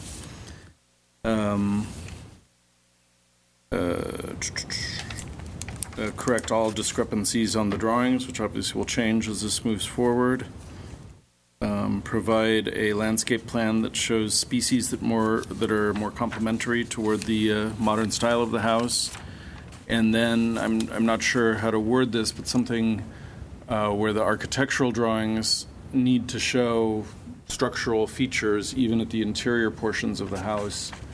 Honestly, I don't care about the interior as long as, it's buildable. I mean... Yeah, what I'm thinking is if the walls are cantilevered and the columns are to the inboard of the walls, you might want to see that to kind of understand the concept. So whatever it takes to give the board some confidence that the concrete construction is feasible and buildable without too much change to the design. To clarify, not the buildability, because we're not commenting on that. I think it's the question is, will the design be changed to accommodate structure? That's what we need to see. And right now, I personally don't see that, and I'm very uncomfortable not seeing that and moving forward. Can I throw something here, if it's possible, and staff can guide me if I'm wrong? Since you were requesting additional information in this particular case, can we continue it? Would this be could qualify as a continuance for additional? Well, let him finish the okay. Because I think. Well, actually, I don't think I have. Much more. Go ahead. Oh, I'm sorry. I do. I skipped a page. The building needs to be redesigned in a manner that will still provide more stepping as the volumes go down the hill to better conform with the hillside design guidelines. And that's everything plus a condition about providing confidence to the board that the structural the construction of the house is feasible without affecting the design as proposed. So one of the... a couple more conditions before we go to Ms. Palmer's condition about access to the... That was one of the conditions that we had proposed. But there was also one more that the board mentioned, and that was about the air conditioning. Well, I think he answered the condenser is going to be on the side yard somewhere. Or you mentioned that? I didn't hear it. I'm sorry. And we didn't discuss refuse. We need a refuse plan such that the refuse can't be in the garage. It's a 20 by 20 garage. It doesn't accommodate 2 cars and trash. So the garage could either be enlarged, if possible, or or some other solution resolves it. that accommodates for refuse not to be on the street. I just want to say, I think the intent of his design, I think this type of design is good for the hillside. It's just not implemented in the best manner to do so. So I would not want to see this as a Spanish house, necessarily stepping down the hill. So I think this type of architecture is fine. If it's and I think, and I think a lot of cases in similar type situation, I'm putting myself in the position of doing this. What I would do is I would research and study and look at some examples that it's been done, the use of the material and the hillside and so on and so forth, to kind of give you a guideline, an understanding of how these details are working. Remember the design that we had somewhere up in here? It was in a hill and it was on a... Yeah, with the garden on the roof. Yes. Right, and it was in a channel. That's the one I was thinking of. We actually put that in our good file. I think if you looked at something like that, it might... It's available online, good files no. and the bad files. No. I think that would be helpful. Well, I think the files are all available online, but not the good ones. No. Ms. Palmer, is the suggestion that in this design, is the suggestion that in this design the stepping is not so much an issue? It is an issue because it is an issue, and because not only it's an issue, we cannot cherry pick guidelines because of the style that it's been chosen and because of the limitation of the construction and the concrete and the use. In order for this to work, they need to carry the foundation work in a similar manner and then kind of overlay things on top of each other, and so you can support. Unless they can come up with some miracle and how they're going to support this, which I'm dying to see. I would love to see it. To follow the guidelines and to use the concrete construction, it's a challenge. It's really a challenge in order for it to work, and especially the way it's designed, that it's on an angle. There are a lot of issues with this, and so to make it be more convincible and be appropriate for the area, I think they have some homework to do. But one quick question: aren't they supposed to show windows in the adjacent house and where the openings are? We do generally ask for that on the site plan. Okay, and we don't have that. And I'm not sure. I wasn't able to kind of locate the adjacent building. I saw the one to the left. Yeah, that's much lower. Much lower. It's much lower. Is it? Oh, okay, I couldn't see it. Yeah, you can see it here. Yeah, I've seen it on the Google. That's This guy over here. So by placing this, we're not really putting a deck that overlooks down onto the adjacent or something, Well, right? to be honest, I think because of the angle of the entire south facade, in theory, you will be looking over and past this house. Okay. Okay. But we didn't hear, I don't believe we heard from the owner of that house. No. That's usually what helps us understand where their privacy issues. Sometimes they don't realize, and we have to look out for them. No, so, I understand. Yeah. But we will ask for a revised site plan to show the leading edge of both adjacent houses with the windows. I just want to throw it on the record, to make it clear that the house that we discussed, the example that we keep bringing up, that was done a while back, keep in mind the topography on that one was a little different, less steeper. Yeah. And that was a two-story versus... Yeah, but I'm just showing it was layered like it Yeah, just neatly but it was fit still into that two-story, yeah, ravine. two-story though. You didn't Yeah, it did play into our analysis of this house, and then concrete. It's harder to step on concrete and provide the Got a lot of structure for glass the upper walls. So, okay, but I think we have a I think we have a good sense of the direction that we'll advise the applicants. No, it seems like there's not much support for the project, but how about the continuous, like I suggested, just to... Well, generally, this is a situation where you've asked for some significant changes. If it were just a matter of, we'd like your structural engineer to indicate where the structure is, and then you would look at the same design and say it's good or not, but you're asking for changes beyond that are typical of a return for redesign? Okay. Continuation is usually just for additional information to make a final No, I decision. mean, if you want, if the Your call ultimately. if your feeling is that the building needs to be set back, then my continuance issue is mute. I'm okay with without a step back, because I think that given the square footage that we're dealing with, the lot, that it's a different element. I think that we have some ability to work with those guidelines. So I'm not in support of redesigning it for that sole purpose, but there are other concerns that were mentioned. So, Okay. Because most of the other conditions and concerns you've expressed are things that we often can work out at staff level. So if you did want to continue it solely to ask for information about the structure and how it relates to the design, I think that would be a reasonable use for that. But I don't think there's consensus. Maybe a tight consensus, but... So you can make a motion, someone can make a motion for that and see if it's supported? No, I can't make the motion, but I'll let somebody else. Needs more than that. Okay. So I definitely think it needs to go back to the drawing board and kind of look at overall project. And It needs a lot of study. let's take a... I'll move to return for redesign. Any second? I'll second that.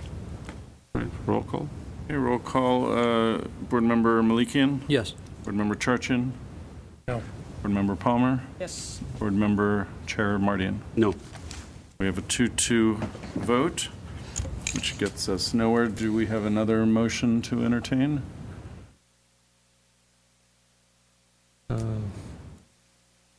I'll pass the gavel. I'll make the motion. Is that possible? Sure.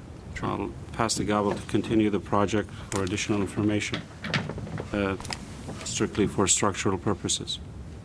Let me just get my notes in order. Do you want to do this, Brad? Mr. Malikian? Yeah. So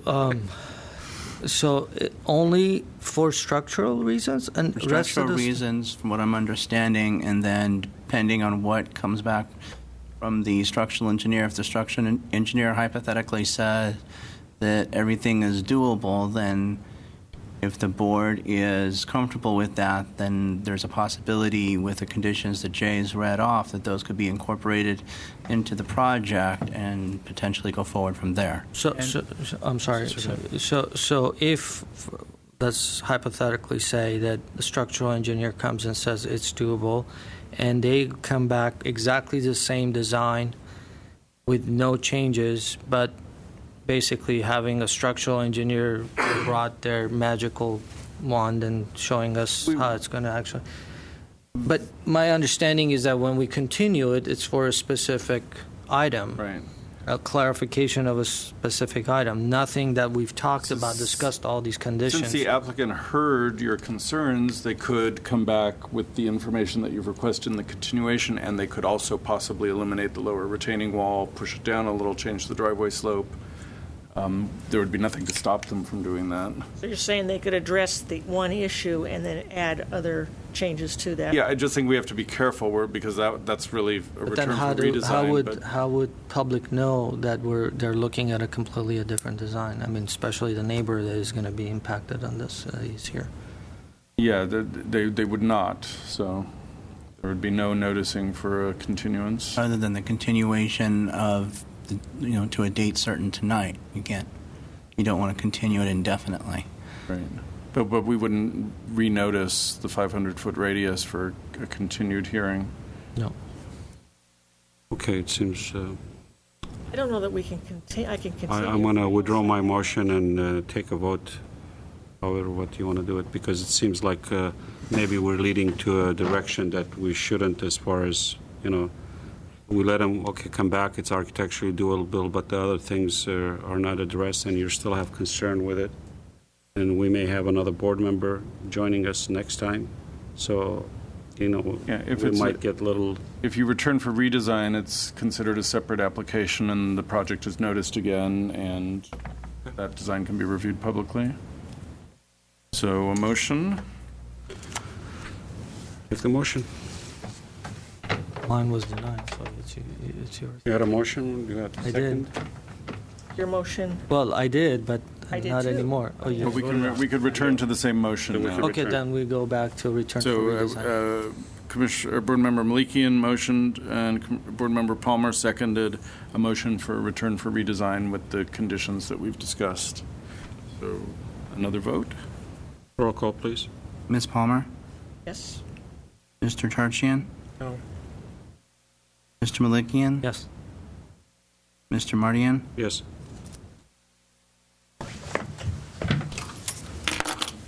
Motion passes.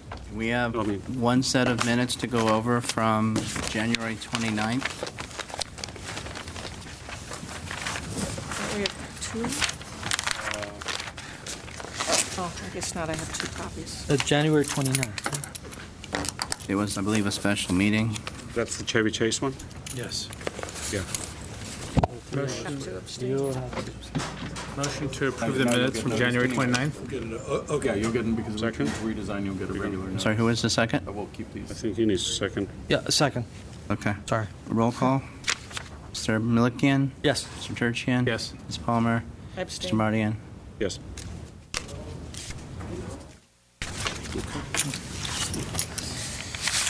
Alrighty. Thank you. Are we adjourned? Top one. Yeah, we're adjourned. One more? We're